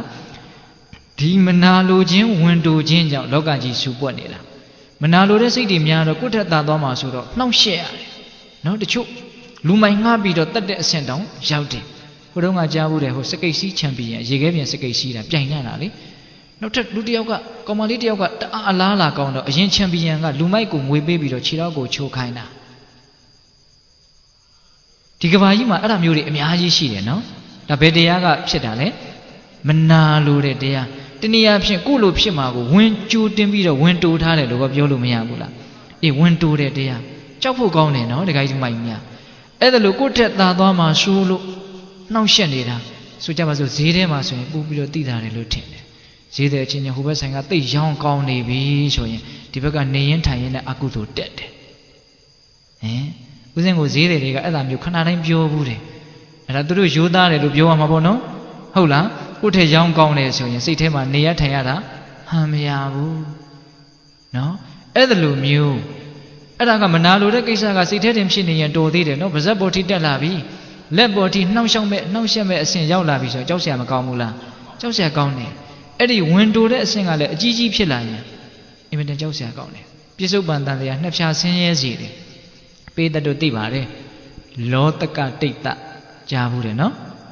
်အရင်ဘဝကယဟန္တာမထေရကိုသူ့ရဲ့တကာကကြည်ညိုတော့သူမကြည်နပ်ဘူးမခံနိုင်ဘူးအဲ့ဒါနဲ့တက်ကယ်ချောင်းနဲ့ခေါင်းလောင်းထိုးစားတဲ့ကတော့တက်ကယ်ချောင်းနဲ့ခေါင်းလောင်းထိုးတယ်လို့မပါပါဘူးလက်သေးကလေးနဲ့သွားချစ်တာတဲ့ခေါင်းလောင်းကိုဟိုကြတော့တကားစီရောက်တော့ပြောမှလေမင်းကသာကြည်ညိုနေတာပါကွာမင်းဖုန်းကြီးကငါခေါင်းလောင်းထိုးတာတော့မနိုးဘူးဟာဟုတ်လားကျောင်းတကားကိုလည်းသွားပြီးတော့အသားလေးလက်သေးလေးနဲ့သွားပြီးတော့ချစ်တယ်ဟုတ်လားငါတကားတွေခောက်ခဲ့ပါတယ်ကွာမှုသားလွတ်ယုံပေါ့နော်နောက်တော့ကျောင်းတကားကအရှင်ဘုရားအဲ့ဒါလို့ဆိုလို့ရှိရင်လည်းခရီးပန်းလို့နေမှာပါဖေ။တပည့်တော်ဆွန်းလေးလှူပေးရဆိုပြီးတော့မုံမုံမြတ်မြတ်ဆွန်းဟင်းတွေတပိတ်ထဲထည့်ပြီးတော့လောင်းလိုက်တာအဲ့ဒီကြမှာဒုက္ခရောက်တာကိုမနာလိုတဲ့ကိုမုန်းတဲ့လူစားမဲ့ဆွန်းဟင်းကိုကိုယ်တိုင်တည်ခဲ့ရပြီအဲ့ဒီကြတော့မှအကြီးကျယ်ဒုက္ခဖြစ်တာဘယ်လိုမှမအောင်နိုင်ဘူးမဆောင်စည်းနိုင်ဘူးသူဉာဏ်ရှိတဲ့ယဟန်တစ်ပါးနော်သီလလည်းပြည့်စုံတယ်ဒါပေမဲ့အိတ်တံမစ္စရိယတရားနှိမ့်ဆက်လာတော့အဲ့ဒီဆွန်းနေဟင်းတွေကိုလေမိကြီးခဲတွေရှိတဲ့ပြာပုံတွေကိုတွန်းပြီးတော့ဖုံးထားခဲ့တာယူမသွားနိုင်ဘူးကြောင်းရောက်တော့အဲ့ဒီယဟန်ကမရှိတော့သူ့ရဲ့အိတ်တံမစ္စရိယတွေကိုမြင်လို့ငါဆက်နေရင်ဒီယဟန်ဓာတ်တက်ပူပြီးတော့ကြီးကျယ်တဲ့အပြစ်တွေတင့်တော်မယ်ဆိုတာသိလို့ကြောင်းတကားကိုမဖွင့်မဲနဲ့ခေါင်ကနေဖောက်ပြီးတော့ပြန်သွားတာသူတာမညပုဂ္ဂိုလ်မဟုတ်ဘူးဆိုတာလည်းသိခဲ့စီခြင်းတဲ့သဘောပေါ့အဲ့တော့တကားကမပွင့်သေးဘူးအတွင်းထဲကဂလန့်ချထားတယ်အထဲထဲမှာမရှိတော့အဲ့ဒီကြတော့မှငါမှားပြီဒါယဟန္တာပုဂ္ဂိုလ်ကြီးပဲလို့သူသိတယ်ဒါပေမဲ့လို့ငါဒီကာယကံမြောက်အိတ်တံမစ္စရိယကိုပုံဖော်ခဲ့တယ်အဲ့ဒီနောင်တရတဲ့စိတ်ကြီးပူလောင်တဲ့စိတ်ကြီးနဲ့သိပြီးတော့ငရဲတောင်ကြာရရှာတယ်အိတ်တံမစ္စရိယလက်ချက်မသေးဘူးနော်အဲ့ဒါဦးဇင်းတို့မြတ်စွာဘုရားလက်ထက်ရောက်တော့သိပြီးတော့ဆင်းရဲပါတယ်ဘယ်လောက်ထိဆင်းရဲလဲဦးဇင်းတို့တန်ဝေကရအောင်နည်းနည်းလေးတော့ပြောမယ်ဗျာအိတ်တံမစ္စရိယအကြောင်းနည်းနည်းလေးတော့ပြောမယ်နော်သူကဘယ်မှာရွာကြီးတရွာ တောင်းစားတဲ့ရွာကြီးတွေပါအင်မတန်ကြီးတဲ့ရွာကြီးတွေပါမှာသူ့အမေပိုက်ထဲကိုသူရောက်တဲ့နေ့ကစပြီးတော့အဲ့ဒီရွာအဆင်မပြေဘူးနော်အဲ့ဒါနဲ့တရွာလုံးတို့လှုပ်လှုပ်ကန်လို့လုပ်ငန်းအဆင်မပြေဘူးဆိုရွာကိုတဝက်ခွဲလိုက်တယ်ကာလကံဒီမှရှာသူပါတဲ့ဘက်ကအဆင်မပြေဘူးအဲ့လိုနဲ့တဝက်ချင်းခွဲတာသူတို့တအိမ်နဲ့ပဲကြံတယ်နောက်တော့သူ့အဖေမိသားစုတွေကသူ့အမေကိုပါပြစ်သွားတာမင်းဒီကလေးကိုဝင်တည်တဲ့နေ့ကစဒုက္ခရောက်တယ်ဆိုအဲ့မှာဒီကလေးမွေးတဲ့နေ့ကစပြီးတော့အမေဒုက္ခရောက်တယ်အမေဆိုတော့ပြစ်လည်းမပြစ်ရဘူးဒါပေမဲ့ရေရှည်ဘလို့မှဒီသားကိုမွေးမြူလို့သူမစွမ်းနိုင်ဘူးအဲ့ဒါနဲ့မတ်တက်ပြေးလေးအရွယ်မှာခွက်ကလေးတစ်ခုပေးပြီးတော့ဟိုအိမ်ကတိတ်စေတနာကောင်းတယ်ငါသားသွားတောင်းကြည့်လွတ်ပြီးတော့မအေကကိုလွတ်ယုံပြေးတာအဲ့ဒီကနေ့ကစပြီးတော့ဟိုသူများအိမ်ကထမင်းလုံးဟင်းလုံးပကံဆေးလို့ကြတာလေးကိုငှက်တီကြီးတွေကောက်တယ်လို့တလုံးချင်းကောက်ပြီးတော့သူ့ရဲ့အသက်ကိုဆက်ခဲ့ရတာဒါပေမဲ့ယဟန္တာဖြစ်နိုင်တဲ့တတ္တိဖြစ်မဲ့ပါရမီကသူ့ရဲ့ဝမ်းထဲမှာဟိုအလုံးပိတ်ထားတဲ့အိုးထဲမှာဖျောင်းနိုင်မီလေးထွန်းထားသလို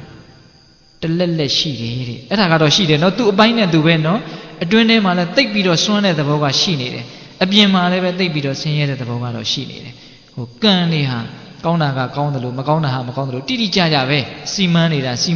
ဟုတ်လား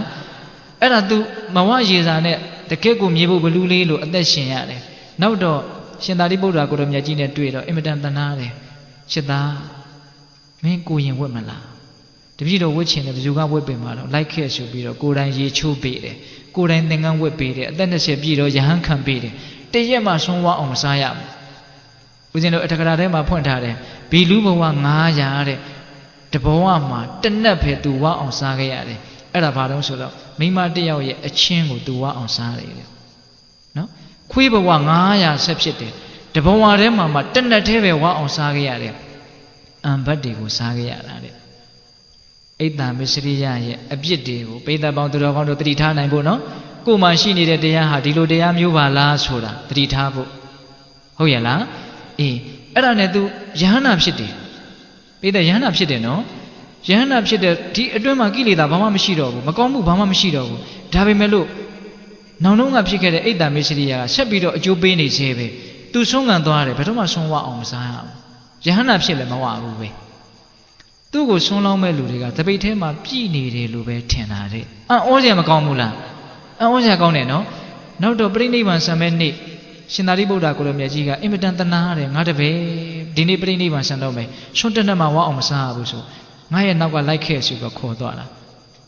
ရှင်သာရိပုတ္တရာကိုလိုမြတ်ကြီးတောင်ဆွန်းမရဘူးရှင်သာရိပုတ္တရာရဲ့တကိုးထဲအိတ်တံမစ္စရိယရဲ့တကိုးကပိုကြီးနေတယ်လို့ထောင်ပြောရမလို့ဖြစ်နေတယ်ဟင်ဒကမာကြီးများဟင်ဦးဇင်းကတရားကိုစင်စင်စားစားလေးနားစေချင်တာနော်ဒကမာကြီးများအေးအဲ့ဒီတော့ရှင်သာရိပုတ္တရာကကဲငါရှင်လိုက်လာရင်တော့ငါပါဆုံးကရမယ်ကဲ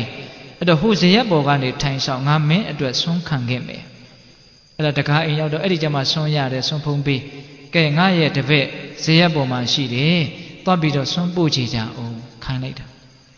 ဆုံးပို့သွားတဲ့လူတွေကမေ့ပြီးတော့သူတို့ပဲစားပြစ်လိုက်တဲ့ဗျာအမစားရဘူးအဲ့ဒါရှင်သာရိပုတ္တရာကိုရောမြတ်ကြီးကငါရှင်ဆုံးဖုံးပေးပြီလားဒီနေ့တော့မပေးရသေးဘူးဖေဟာ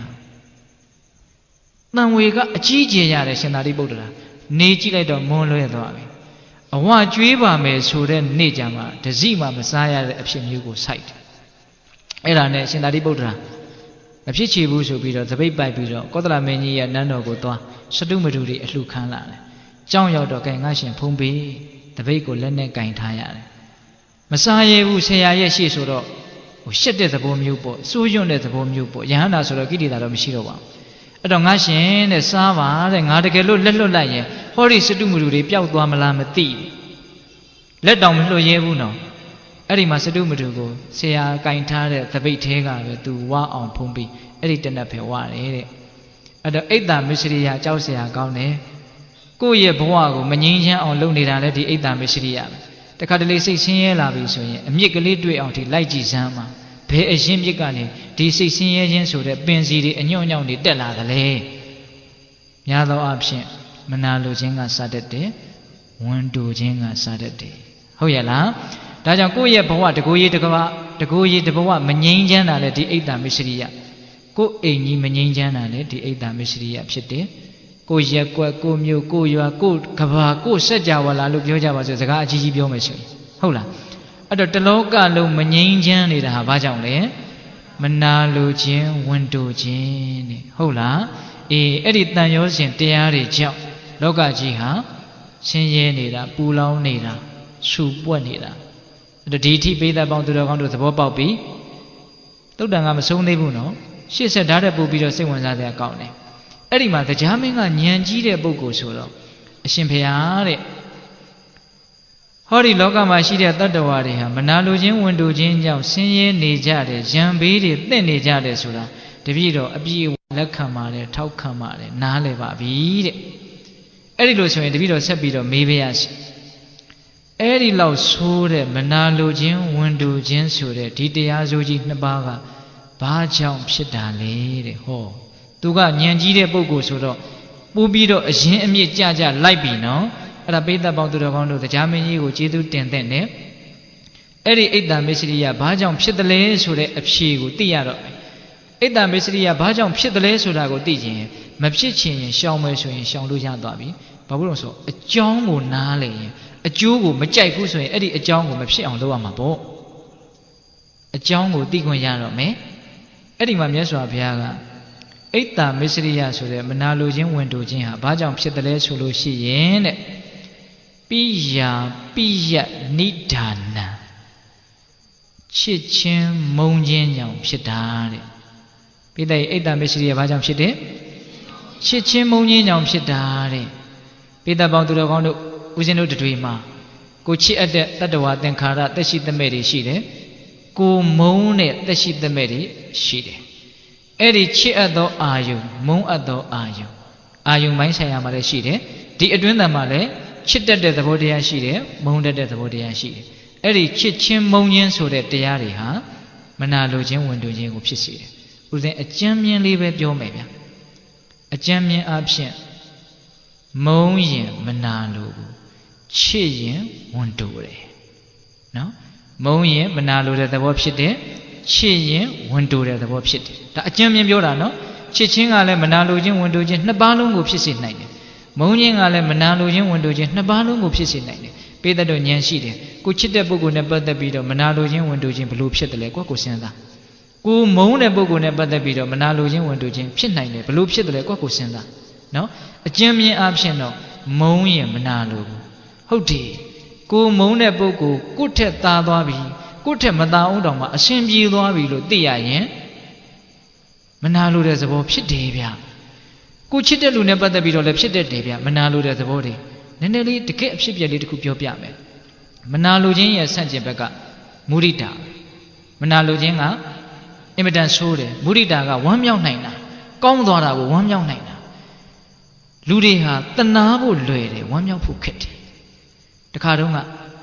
အိမ်နဲ့အိမ်ရှိတယ်တအိမ်ကအင်မတန်ချမ်းသာတယ်တအိမ်ကတိတ်မပြေလေဘူးအဲ့ဒါချမ်းသာတဲ့အိမ်ကဘေးကအိမ်ကိုမပြေလဲတဲ့အိမ်ကိုအင်မတန်တနာတော့အများကြီးကူညီတယ်အစသာရရကူညီတယ်ထောက်ပံ့တယ်ပတ်စံကိုဒီတိုင်းကိုပေးတာ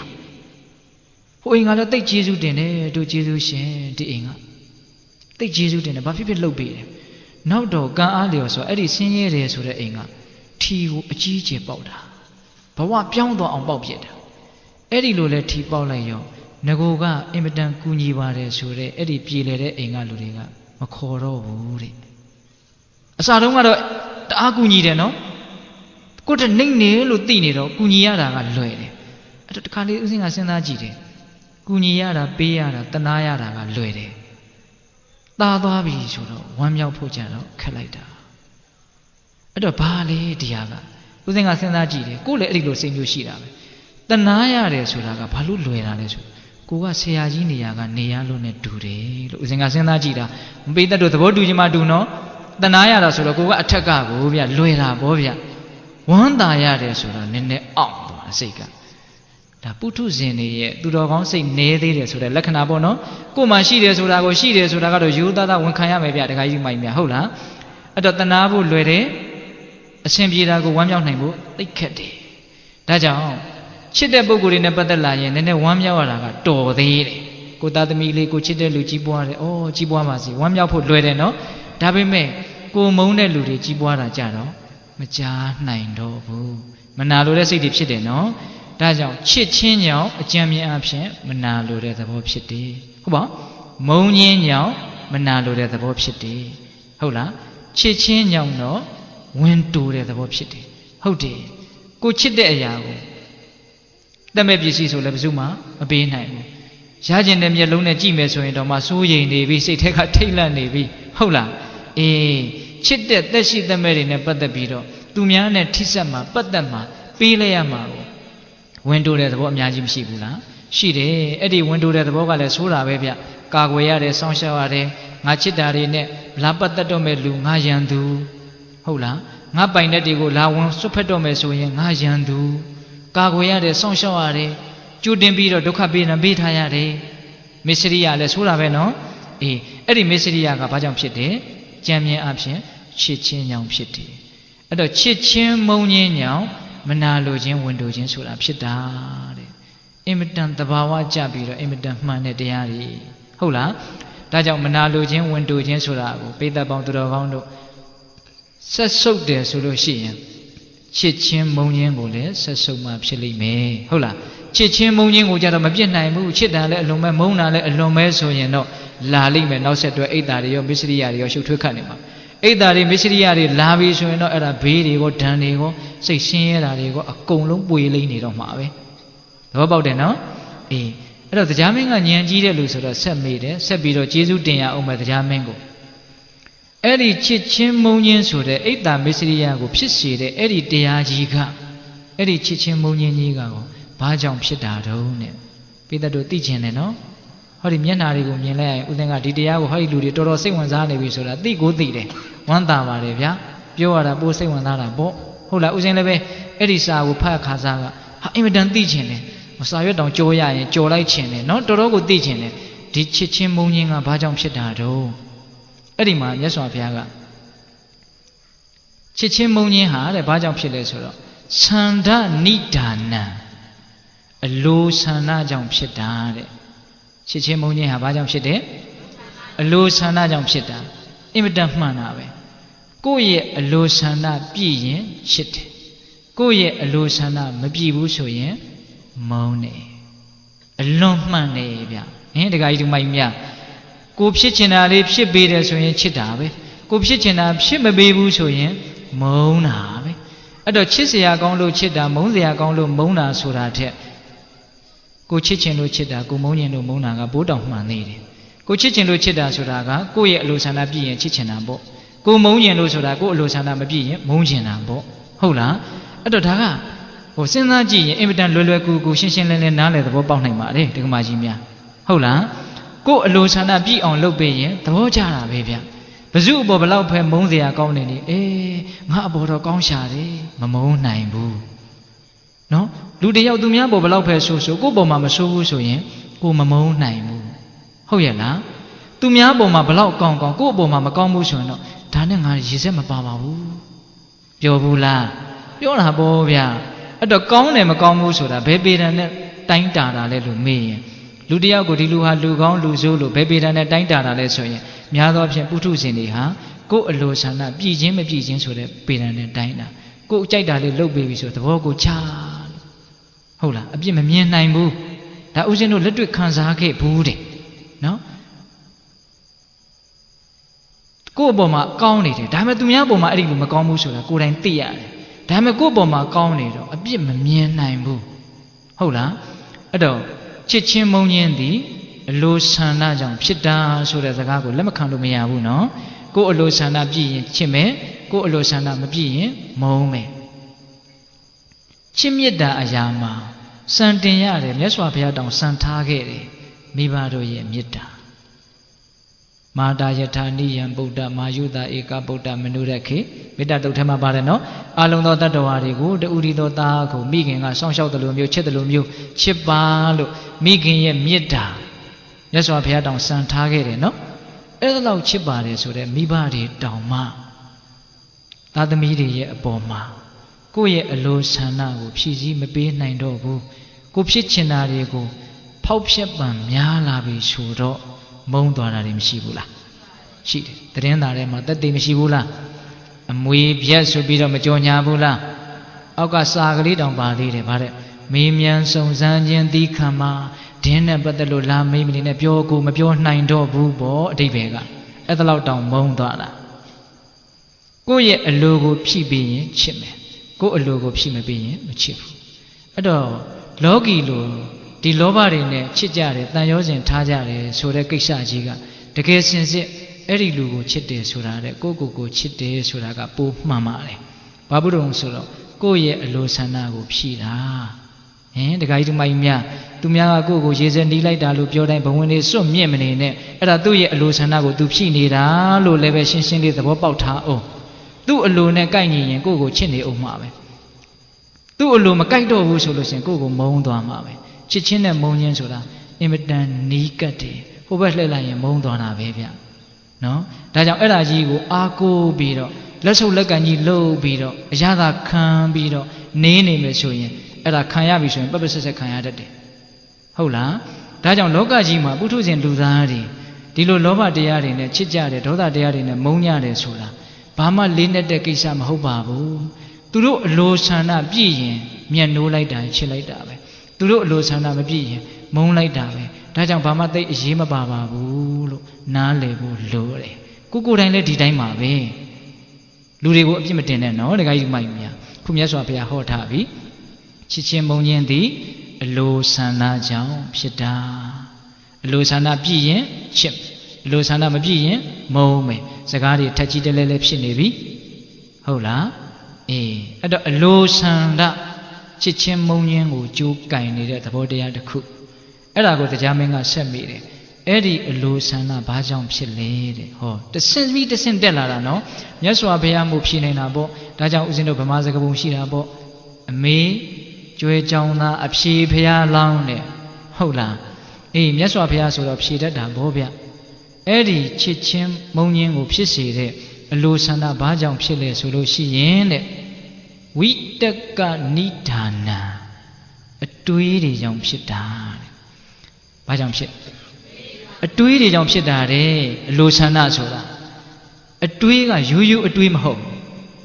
ဘလို့အတွေးလဲဆိုတော့ဝိနိစ္စယဝိတက်တယ်အဲ့ဒါလေးကိုဦးဇင်းနည်းနည်းလို့နားလည်အောင်ရှင်းပြမယ်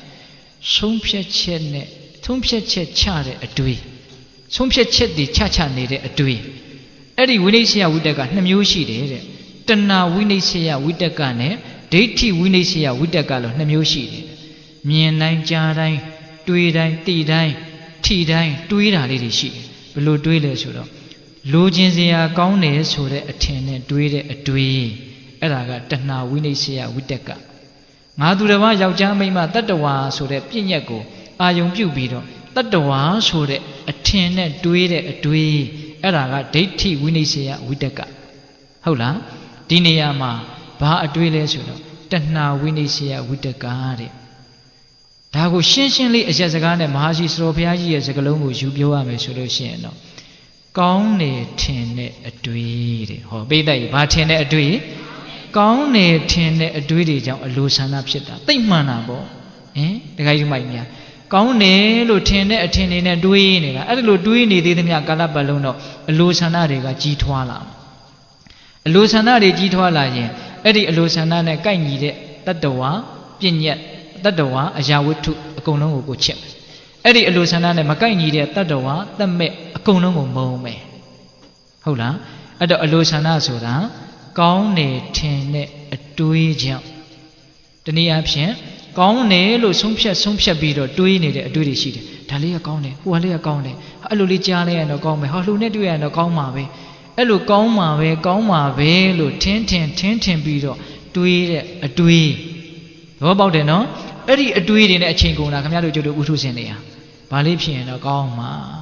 ဘယ်သူနဲ့တွေ့ရရင်တော့ကောင်းမှာဘယ်လိုပြောလိုက်ရင်တော့ကောင်းမှာအဲ့ဒီကောင်းမှာလို့နောက်ကပါနေတယ်အဲ့ဒီကောင်းမယ်ထင်တဲ့အတွေးတွေဘာကိုဖြစ်တယ်အလိုဆန္ဒကိုဖြစ်တယ်အလိုဆန္ဒကဘာကိုဖြစ်တယ်ချစ်ချင်းမုန်းခြင်းကိုဖြစ်တယ်ချစ်ချင်းမုန်းခြင်းကဘာကိုဆက်ပြီးတော့ဖြစ်စေတယ်မနာလိုခြင်းဝန်တိုခြင်းကိုဖြစ်တယ်မနာလိုခြင်းဝန်တိုခြင်းကဘာကိုဖြစ်စေတယ်မငြိမ်းချမ်းခြင်းဘေးတွေရန်တွေဒုက္ခတွေအလုံးကိုဖြစ်စေတယ်ဟုတ်လားအဲ့တော့တရားကတဖြည်းဖြည်းနဲ့အရင်ကြလာပြီနော်အဲ့ဒီတော့ ကောင်းတယ်ထင်တဲ့အတွေးဝိနိစ္စယဝိတ္တဆိုတဲ့ဒီဝိတ္တကဘာကြောင့်ဖြစ်လဲတဲ့ဟောလာပြန်ပြီနောက်ဆုံးအဖြေရောက်ပြီနော်ဒါကအလေးနဲ့ဆုံးပဲအဲ့ဒါကိုလည်းဦးဇင်းတို့တက်နိုင်တယ်များနားလည်အောင်ပြောမယ်ဗျာအဲ့ဒီကောင်းတယ်ထင်တဲ့အတွေးဟာဘာကြောင့်ဖြစ်လဲဆိုလို့ရှိရင်တဲ့ဝိနိစ္စယဝိတ္တဆိုတာဘာကြောင့်ဖြစ်လဲဆိုလို့ရှိရင်တဲ့ပပင်စတင်ညာသင်္ခာနိဒာနံတဲ့တိတိကျကျနော်ပပင်စနဲ့ဆက်ရှင်တဲ့အမှတ်တင်ညာကြောင့်ဖြစ်တာတဲ့ပိဿတို့တရားနာတဲ့ရှင်းနေပါပြီခုဒီတရားနာပိဿထဲကလက်ရွေးတင်ပိဿလို့ဦးဇင်းထင်တယ်နော်တကယ့်ကိုနာကျင်လို့ဒီနားလေးကိုရှာဖွေဖွေနေရာရှာပြီးတော့လာတဲ့လူတွေကြီးပဲဟောဒီလူတွေဟုတ်တယ်မဟုတ်လားအဲ့တော့ပပင်စတရားဆိုတာဘာလဲသိတာပေါ့တဏှာမာနဒိဋ္ဌိပပင်စဆိုတာဘာလဲချက်ထွင်ခြင်းလို့အဓိပ္ပာယ်ရတယ်အကျဲမငြိမ်းပွဲတွေကိုလှုပ်ချင်တာအကျဲကြိုက်တာနော်ကြီးကျယ်ချင်တာခမ်းနားချင်တာဖြစ်ချင်တာပပင်စစာလို့ပြောရရင်တော့တန်လျာကိုချက်ထွင်တယ်ပေါ့နော်အဲ့ဒါဘာလဲလူချင်းမမောတဲ့တဏှာပြီးတော့ငါတကားလို့အထင်ကြီးတစ်လုံးနဲ့ထင်းနေတဲ့မာနတတ္တဝါအတ္တအဲ့ဒါလို့စိတ်ထဲမှာစွဲထင်နေတဲ့ဒိဋ္ဌိတဏှာမာနဒိဋ္ဌိအဲ့ဒီတရားသုံးလုံးကိုပပင်စတရားလို့ခေါ်တယ်ဒုက္ခစက်ဝန်းကြီးကိုကျေတဲ့ကျေအောင်သူတို့ချဲ့တာဟုတ်လားတဖြည်းဖြည်းနဲ့ဒုက္ခစက်တွေကျင်းပြီးတော့သိပြီးတော့ပျောက်သွားအောင်လုပ်တာမဟုတ်ဘူးအဲ့ဒီဒုက္ခတွေကိုတဖြည်းဖြည်းနဲ့ကျေပြီးတော့အကြီးကြီးဖြစ်အောင်လုပ်တာအဲ့ဒါကိုဘာခေါ်မလဲပပင်စအဲ့ဒီပပင်စဆိုတာကတဏှာမာနဒိဋ္ဌိအဲ့ဒီတဏှာမာနဒိဋ္ဌိနဲ့ဆက်ရှင်တဲ့အမှတ်တင်ညာတဏှာမာနဒိဋ္ဌိကိုဆိုလိုတာမဟုတ်ဘူးသင်ညာကိုဆိုလိုတာသင်ညာကဒါပေမဲ့ဘာနဲ့ရှင်တာလဲတဏှာမာနဒိဋ္ဌိနဲ့ရှင်းနေတဲ့သင်ညာအဲ့တော့ဦးဇင်းတို့ရိုးနားလည်အောင်ပြောရမယ်ဆိုရင်တသံတရားလုံးကစပြီးတော့လွဲခဲ့မှားခဲ့တဲ့အမှတ်တွေနော်အမှတ်မှားကြီးပေါ့ကောင်းတယ်လို့မှတ်မှားခဲ့တာငါလို့အထင်မှားခဲ့တာမာနရှိစရာထင်တယ်ဆိုအထင်ကြီးတစ်လုံးနဲ့မှားခဲ့တာအမှတ်မှားခဲ့တာတင်ညာအမှားကြီးပေါ့တင်ညာကအမှန်မဟုတ်ဘူးအနိစ္စတင်ညာလို့တင်ညာအမှန်မဟုတ်ဘူးဘာတင်ညာလဲပပင်စနဲ့ဆက်ရှင်တဲ့တင်ညာအဲ့ဒီတင်ညာကြီးကအယိုးဆွဲအောင်ရှိနေတဲ့ဒီထဲမှာနော်ဒါကြောင့်မြင်လိုက်တယ်ကြားလိုက်တယ်သိလိုက်တယ်ထိလိုက်တယ်ဆိုရင်အဲ့ဒီပပင်စနဲ့ရှင်တဲ့တင်ညာကြီးကအထဲထဲမှာသူကအနှစ်အလလတန်တရားနဲ့ခြီးပြီးတော့ကိန်းနေတာရှိတယ်လေအဲ့တော့အဲ့ဒါကြီးနဲ့ရှင်ပြီးတော့တွေးမှာပေါ့ဟုတ်လားအဲ့ဒီပပင်စနဲ့ဆက်ရှင်နေတဲ့တင်ညာကြီးရှိတော့တွေးပြီးဆိုတော့ဘယ်လိုတွေးမှာတော့ကောင်းတယ်လို့ထင်တဲ့အထင်နဲ့တွေးမှာစောတော်တုန်းကဝိတက်ကိုရောက်သွားတာနော်ဝိနိစ္စယဝိတက်ကိုရောက်သွားတာနော်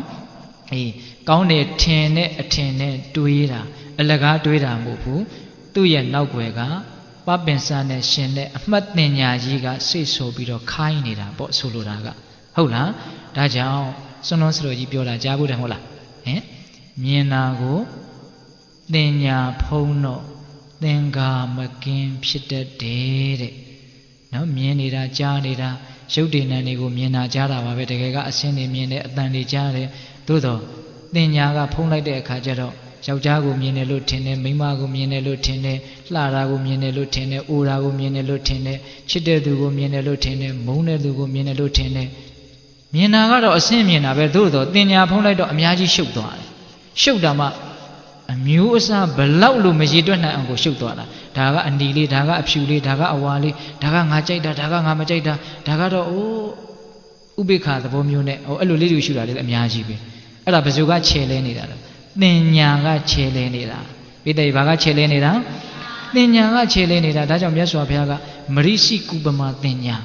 ညာဆိုတာတန်လျက်နဲ့တူတယ်တဲ့အမှန်အကန်မဟုတ်ဘူးနော်ခင်ဗျားတို့ကျုပ်တို့ပုထုဇဉ်တွေရဲ့သင်ညာကအမြဲတမ်းလှည့်စားနေတာဝေဒနာကချက်သင်ညာကလှည့်ဆိုတာအဲ့ဒါပဲ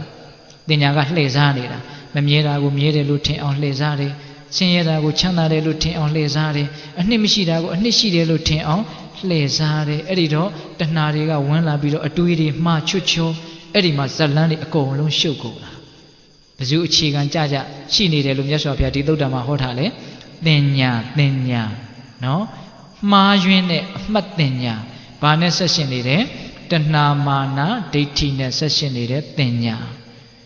အဲ့ဒါလို့အမှားယွင်းနေတဲ့ဆက်ရှင်နေတဲ့တင်ညာကြောင့်ဝိတက်ဆိုတဲ့အတွေ့အမှားတွေဖြစ်တယ်တဏှာဝိနည်းရှိယဝိတက်အတွေ့အမှားတွေကြောင့်အလိုဆန္ဒတွေဖြစ်တယ်အလိုဆန္ဒတွေကြောင့်ပြည့်ရင်ချစ်မယ်မပြည့်ရင်မုန်းမယ်ချစ်ချင်းမုန်းခြင်းကြောင့်ချစ်ရင်ဝန်တိုမယ်မချစ်ရင်မနာလိုမယ်မနာလိုခြင်းဝန်တိုခြင်းကြောင့်မကောင်းမှုဒုစရိုက်တွေနဲ့တကွဒုက္ခတွေတောကတွေအမျိုးမျိုးအနိဋ္ဌာယုတ်တွေလောကကြီးမှာပေါ်ပေါက်လာတယ်တရားကလိပ်ပတ်လဲသွားပြီနော်ဒါပေမဲ့အဖြေကမပြီးသေးဘူးအဲ့ဒီပပ္ပင်စသင်ညာဆိုတဲ့ပပ္ပင်စနဲ့ဆက်ရှင်တဲ့ပပ္ပင်စသင်္ခာ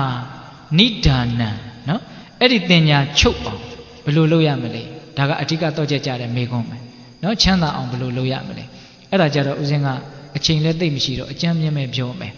ဝေဒနာကမ္မထံကိုမြတ်စွာဘုရားဟောတယ်ဟောတာကသူက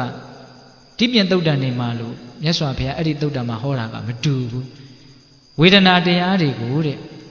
သောမနတဝေဒနာကိုလည်းပဲမှီဝဲထိုက်တဲ့သောမနတဝေဒနာမမှီဝဲထိုက်တဲ့သောမနတဝေဒနာလို့နှစ်မျိုးရှိတယ်လို့ငါဟောတယ်တဲ့ဟောနော်ဒေါမနတဝေဒနာကိုလည်းမှီဝဲထိုက်တဲ့ဒေါမနတဝေဒနာနဲ့မမှီဝဲထိုက်တဲ့ဒေါမနတဝေဒနာနှစ်ပါးရှိတယ်လို့ငါဟောတယ်တဲ့ဥပိ္ပခာကိုလည်းပဲမှီဝဲထိုက်မမှီဝဲထိုက်နှစ်ပါးရှိတယ်လို့ငါဟောတယ်တဲ့ဆိုလိုတာကမမှီဝဲထိုက်တဲ့ဝေဒနာတွေကိုမမှီဝဲဘဲနဲ့မှီဝဲထိုက်တဲ့ဝေဒနာတွေကိုမှီဝဲမယ်ဆိုရင်ပပ္ပင်စနဲ့ရှင်တဲ့သင်ညာချုပ်မယ်လို့ပြောတာမမှီဝဲထိုက်တဲ့မှီဝဲထိုက်တဲ့ဆိုတာဘယ်လိုလုပ်သိနိုင်မလဲဟုတ်လားအဲ့ဒါကိုမဟာစီစတော်ဘုရားကြီးက6ဓွာရမှာထင်တဲ့အာယုန်တွေထင်တိုင်းတိပြီးတော့ရှုမှတ်ပေးနေမယ်ဆိုရင်ဘယ်တရားကမှီဝဲထိုက်တယ်ဘယ်ဝေဒနာကမှီဝဲထိုက်တယ်ဘယ်ဝေဒနာကမမှီဝဲထိုက်ဘူးဆိုပြီးတော့နားလည်ပြီးတော့မမှီတဲ့နာတွေကိုရှောင်မှီတဲ့နာတွေကိုဆောင်ပြီးတော့ပပ္ပင်စနဲ့ရှင်တဲ့တင်ညာတွေချုပ်လိုက်မယ်တဲ့ဆိုလိုတာကဝေဒနာနုပတနာကမ္မထံကိုဆိုလိုတာတဲ့အဲ့ဒါကိုဆရာတော်ဘုရားကြီးကလင်္ကာလေးစီထားတယ်ကာမဘုံသားနတ်လူများတို့ကောင်းစားပြည့်ဝဘေးရန်ပ၍အေးမြချမ်းသာနေလိုပါလေတည်တည်ချာချာနားထောင်နော်သူကတပိုက်သေးနဲ့အင်မတန်ပြည့်ဝတဲ့အဓိပ္ပာယ်ကကာမဘုံသားနတ်လူများတို့ကောင်းစားပြည့်ဝဘေးရန်ပ၍အေးမြချမ်းသာနေလိုပါလေဣတ္တမစ္စေသူရှုပ်ပွေ၍ထင်ကြီးမကြဆင်းရဲရသည်မူလဇစ်မြေသူကြောင်းစစ်သောမုံချစ်အတ္တအာယုံများနဲ့လိုလားတလီကြံစီတဒံချဲ့ရမှဆွဲချီတီးလဲ၍ဆင်ငယ်ဆင်ငါဖြစ်ရိုးပါသည်သောတော်ကဥစဉ်ပြောတာလေအကုန်လုံးပါသွားပြီသဘောပေါက်လားကာမဘုံသားနတ်လူများတို့ကောင်းစားပြည့်ဝဘေးရန်ပ၍အေးမြချမ်းသာနေလိုပါလေဣတ္တမစ္စေသူရှုပ်ပွေ၍ထင်ကြီးမကြဆင်းရဲရသည်ရှင်းစရာမလိုအောင်ရှင်းတယ်နော်ဒီဣတ္တမစ္စရိယတွေရှုပ်နေလို့လောကကြီးရှုပ်ပွက်နေတာလို့ပြောတာဣတ္တမစ္စေသူရှုပ်ပွေ၍ထင်ကြီးမကြဆင်းရဲရသည်မူလဇစ်မြစ်သူကြောင့်စစ်တော်အဲ့ဒီဣတ္တမစ္စရိယဘာကြောင့်ဖြစ်တယ်လဲလို့အကြောင်းတွေကိုရှာလိုက်တော့တဲ့မုံချစ်အတ္တအာယုံများနဲ့ချစ်ချင်းမုံချင်းပေါ့နော်လိုလားတလီအဲ့ဒီချစ်ချင်းမုံချင်းကလည်းအလိုလားခြင်းဆိုတဲ့အလိုဆန္ဒကြောင့်ဖြစ်တယ်လိုလားတလီကြံစီတဒံကြံစီတယ်ဆိုတာကတော့ဝိတက်ပေါ့နော်ကြံစီတဒံချဲ့ရန်မှတ်ဆွဲဆိုတာပပင်စနဲ့ရှင်တဲ့သင်ညာဆရာတော်ကြီးအင်မတန်စကလုံးကြစ်လက်တယ်နော်ချဲ့ရန်မှတ်ဆွဲခြေတီလဲ၍အခြေတီလိုက်တာကစားလွဲနေတာတဲ့ကောင်းတယ်နော်စကလုံးနေဟုတ်လားချဲ့ရန်မှတ်ဆွဲခြေတီလွဲ၍ဆင်ငယ်ဆင်ငါဖြစ်ရိုးပါသည်6ဖြာတွား၌6ဖြာတွားတာထင်သမျှကိုမှတ်ကြသဖြင့်မမီသင့်ရှောင်မီသင့်ဆောင်၍မှန်အောင်ပြင်မှလမ်းမှန်ကြသည်မုတ်ချချမ်းသာရေးပေသည်6ဖြာတွားတာထင်သမျှကိုမှတ်ကြသဖြင့်မမီသင့်ရှောင်မီသင့်ဆောင်၍မှန်အောင်ပြင်မှလမ်းမှန်ရမည်မုတ်ချချမ်းသာရေးပေသည်တဲ့အာယုံ6ပါးဒေါရ6ပါးထိခိုက်တိုင်းအတိအမှတ်ပြုတ်ပြီးတော့ပေးရမယ်အဲ့ဒါဆိုလို့ရှိရင်ဘယ်ဝေဒနာခံစားတတ်တယ်ဘယ်ဝေဒနာမခံစားတတ်ဘူးဘယ်ဟာကရှောင်တဲ့တယ်ဘယ်ဟာကဆောင်တဲ့တယ်ဆိုတာကိုနားလည်ပြီးတော့လမ်းကြောင်းတွေတက်ပြီးတော့ချမ်းသာလိမ့်မယ်တဲ့ဟုတ်လားဒါကြောင့်ဆရာကြီးကရေးတယ်နော်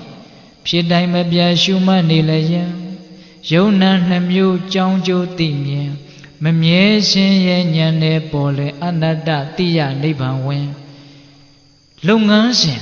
ချမ်းသာကြောင်းလုပ်ငန်းစဉ်ကိုအစအဆုံးအင်မတန်ပြည့်စုံတဲ့လင်္ကာလေးဆိုလိုလဲထံကတိုင်းကြတယ်အနှစ်သာရလည်းအင်မတန်ပြည့်ဝတယ်အမြဲတမ်းဆိုးနေမယ်ဆိုရင်တောင်မှတတိကပ်ပြီးသားဖြစ်လိမ့်မယ်နော်ဖြစ်တိုင်းမပြတ်ရှုမှတ်နေလျင်ယုံနာနှမျိုးကြောင်းကျိုးသိမြင်ဖြစ်တိုင်း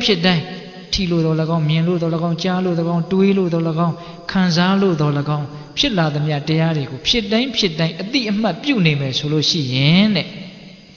ယုံနာနှမျိုးကြောင်းကျိုးသိမြင်ဖြစ်လာတဲ့တရားတွေဟာဖြစ်เสียရှိလို့ဖြစ်တာဘယ်သူဖန်တီးတာမှမဟုတ်အကြောင်းရှိလို့ဖြစ်ပေါ်လာတဲ့အကျိုးတရားမျှပဲလို့သိတယ်တဲ့ယုံနာနှမျိုးကြောင်းကျိုးသိမြင်မမြဲရှင်ရဲ့ဉာဏ်တဲ့ပေါ်လွင်နောက်တော့ဉာဏ်တွေကထက်လာပြီးတော့မမြဲတဲ့သဘောတရားတွေဖြစ်ပေါ်လာပြီးတော့ကွယ်ပြောက်သွားတာကြီးပဲနော်ဆင်းရဲတဲ့သဘောတရားတွေဒီလိုဆင်းရဲနေတာကိုမဆင်းရဲအောင်လည်းတားမရရှိမရပျောက်သွားတာကိုလည်းမပျောက်အောင်ဘယ်သူမှတားမရရှိမရသူသဘောသူဆောင်ပြီးတော့ဖြစ်ပြက်နေတဲ့အနတ္တသဘောတရားပဲလို့သိလာရင်နောက်ဆုံးနိဗ္ဗာန်ကိုတောင်မျက်မှောက်ပြုနိုင်နေတဲ့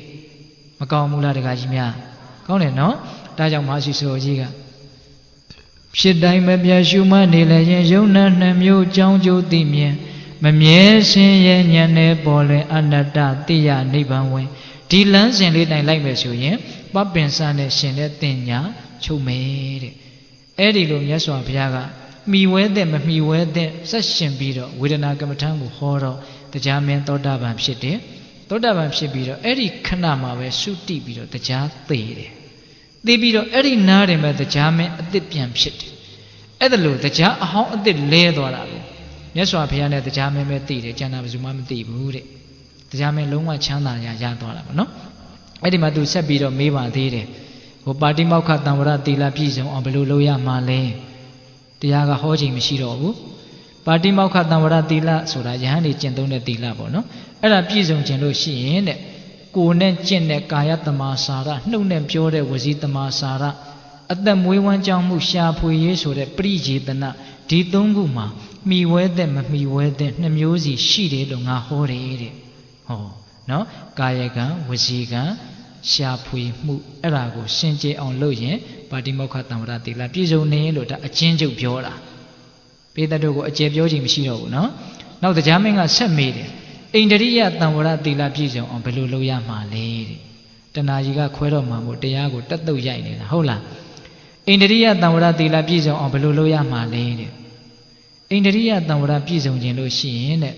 အစင်းတွေအတန်တွေအနတ်တွေအရသာတွေအတွေ့အထိတွေဓမ္မယုံဆိုတဲ့ဒီအာယုန်တွေနဲ့တွေ့တိုင်းဒီအာယုန်တွေမှာမိဝဲတဲ့မမိဝဲတဲ့နှစ်မျိုးစီရှိတယ်လို့ငါဟောတယ်တဲ့နော်အဲ့ဒါဣန္ဒြိယတံဝရသီလပြည့်စုံခြင်းရဲ့တရားအနှစ်ချုပ်ဣန္ဒြိယတံဝရဆိုတာဣန္ဒြေကိုလုံခြုံအောင်စောင့်စည်းတာဣန္ဒြေဆိုတာဘာလဲမျက်စိနားနှာလျှာကိုယ်စိတ်ဣန္ဒြေကအမျိုးမျိုးရှိရနော်အိဋ္ဌိန္ဒြေပုရိသိန္ဒြေဟော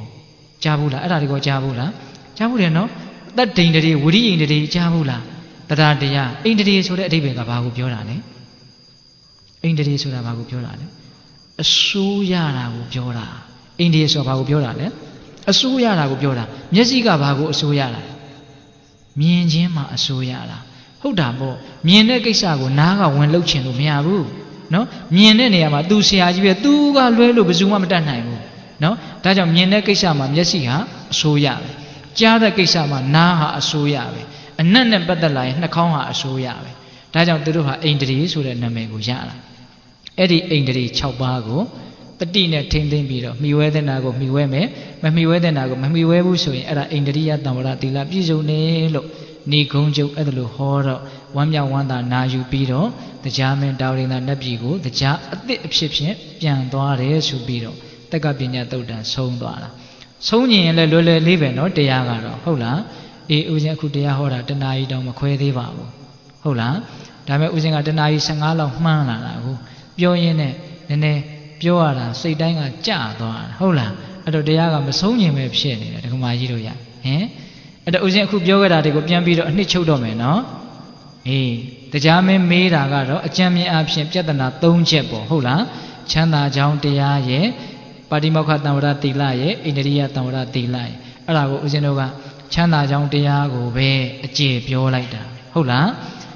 ဒီနေ့ပြောခဲ့တာတွေထဲမှာဘုဒ္ဓတွေလည်းအများကြီးပါတယ်ဟုတ်လားတရားမင်းမြတ်စွာဘုရားကိုချင်းကပ်ပုံချင်းကပ်နီးဘုဒ္ဓတွေအများကြီးရတယ်နော်ပြီးတော့တရားမင်းမေးတယ်လောကကြီးငြိမ်းချမ်းခြင်းပါလျက်ခင်နဲ့မငြိမ်းမချမ်းနေကြရတာဘာကြောင့်လဲဘာကြောင့်လဲတဲ့ဣတ္တမစ္စရိယတရားကြောင့်အဲ့ဒီဣတ္တမစ္စရိယကဘာကြောင့်ဖြစ်တာလဲချစ်ချင်းမုန်းခြင်းကြောင့်အဲ့ဒီချစ်ချင်းမုန်းခြင်းကဘာကြောင့်ဖြစ်လဲအလိုဆန္ဒကြောင့်အလိုဆန္ဒပြည့်ရင်ချစ်မယ်အလိုဆန္ဒမပြည့်ဘူးဆိုရင်မုန်းမယ်အဲ့ဒီအလိုဆန္ဒကဘာကြောင့်ဖြစ်တာလဲအတွေးတွေကြောင့်ဘလို့တွေးတာလဲကောင်းတယ်လို့ထင်ပြီးတော့ဆုံးဖြတ်ချက်တွေချပြီးတော့တွေးနေတဲ့အတွေးတွေပေါ့နော်စိတ်ကူးထဲမှာဆုံးဖြတ်ချက်တွေချပြီးတော့ကောင်းတယ်လို့ထင်ပြီးတော့တွေးနေတာအဲ့ဒီဝိတက်ကဘာကြောင့်ဖြစ်လဲပပင်စနဲ့ဆက်ရှင်နဲ့အမှတ်တင်ညာကြောင့်ဖြစ်တာအဲ့ဒီအမှတ်တင်ညာဇိုးကြီးပျောက်သွားခြင်းဘယ်လိုလုပ်ရမှာလဲ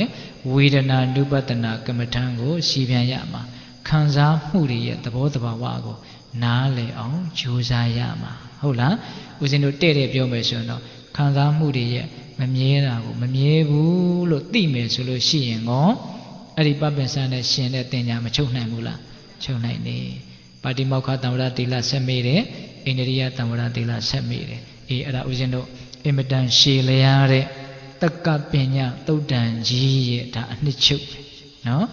ညပေါင်းများစွာဟောလို့ရတဲ့တရားကိုဦးဇင်းတို့တဏှာကြီးမခွဲခင်မှာပဲပိဿပေါင်းသူတော်ကောင်းတို့ကိုတတ်နိုင်သမျှရှင်းပြပါတယ်ဟုတ်လားဒါကြောင့်ကိုယ့်ရဲ့ဘဝငြိမ်းချမ်းခြင်းနဲ့အေးချမ်းခြင်းနဲ့ဆိုလို့ရှိရင်ဒီတရားတော်မှာလာတဲ့နီးတွေအတိုင်းကြိုးစားကြမယ်ဆိုရင်ငြိမ်းချမ်းမယ်အေးချမ်းမယ်ဟုတ်လားဒါကြောင့်ကိုယ့်ရဲ့ဘဝငြိမ်းချမ်းအောင်ကြိုးစားပြီးတော့တစ်ဆက်တည်းပဲကိုယ်အိမ်ကိုယ်ရက်ကွက်ကိုယ်မြို့ကိုယ်ရွာကိုယ်ကဘာငြိမ်းချမ်းအောင်တတ်နိုင်သမျှကြိုးစားနိုင်ကြပါစေလို့ဦးဇင်းတို့ဆန္ဒပြုရင်းနဲ့မေတ္တာပို့ပြီးတော့အဆုံးသတ်ကြရအောင်မြတ်ဘဝတုတဗ္ဗမင်္ဂလံရခန္တုတဗ္ဗဒေဝတာတဗ္ဗဗုဒ္ဓ ानु ဘာဝေနတရာတုခိဘဝန္တုတိဘဝတုတဗ္ဗမင်္ဂလံရခန္တုတဗ္ဗဒေဝတာတဗ္ဗဓမ္မာနုဘာဝေနတရာတုခိဘဝန္တုတိဘဝတုတဗ္ဗမင်္ဂလံရခန္တုတဗ္ဗဒေဝတာတဗ္ဗသံဃာနုဘာဝေနတရာတုခိဘဝန္တုတိတေတုံမာကတရားနာပိသပေါင်းတင်သူတော်ကောင်းတို့စာတာအလုံးသောတတ္တဝအနန္တတို့အားတဗ္ဗမင်္ဂလံကောင်းဆိုသမျှလောကီလောကုတ္တရာကောင်းဆိုသမျှမင်္ဂလာဝဝတိဘဝတုကောင်းစွာမသိဖြစ်တော်မူကြပါစေတည်းတဗ္ဗဒေဝတာမိမိတို့ခန္ဓာကိုယ်မှာစောင့်ကြနေကြကုန်သောနတ်မိမိတို့အိမ်မှာစောင့်ကြနေကြကုန်သောနတ်မိမိတို့သာသနာမိမိတို့ကဘာမှာစောင့်ကြနေကြကုန်သောနာမယနာကောင်းနာပေါင်းတို့ကလည်းပဲလက်ခန္ဓုကောင်းစွာမသိစောင့်ရှောက်တော်မူနိုင်ကြပါစေတည်းတဗ္ဗဗုဒ္ဓ ानु ဘာဝေနကင်းငါဝါလူသေးစုမကပွင့်တော်မူကြတဲ့ဆွေဆိုတော်တပါဘုရားရှင်ကိုယ်တော်မြတ်တို့ရဲ့တကုတေသောအာနုဘောတော်တို့ကြောင့်၎င်းတဗ္ဗဓမ္မ ानु ဘာဝေနမေလေတံဖူလေတံနိဗ္ဗာန်ပရိယတိဟုဆိုသောစေတံတော်တရားတော်မြတ်တို့ရဲ့တကုတေသောအာနုဘောတော်တို့ကြောင့်၎င်းတဗ္ဗသံဃာ ानु ဘာဝေနမကထံလေးရောက်ဖလက်ထံလေးရောက်ဆိုသောရှင်ရောက်တော်ရိယသံဃာရှင်မြတ်တို့နှင့်တကွသီလဂုဏ်သမာဓိဂုဏ်ပညာဂုဏ်တို့နှင့်ပြည့်စုံတော်မူကြတဲ့သမုဒိသံဃာရှင်ကောင်းရှင်မြတ်ပေါင်းတို့ရဲ့တကုတေသောအာနုဘောတော်တို့ကြောင့်၎င်းတရားနေရောညပါဘေကမဆိုင်ခြင်းရှိတိုင်းဒုက္ခိကိုယ်စိတ်နှပြချမ်းမာချမ်းသာခြင်းရှိကြကုန်သည်ဘဝတို့ကောင်းစွာမသွေဖြစ်တော်မူကြပါစေတည်း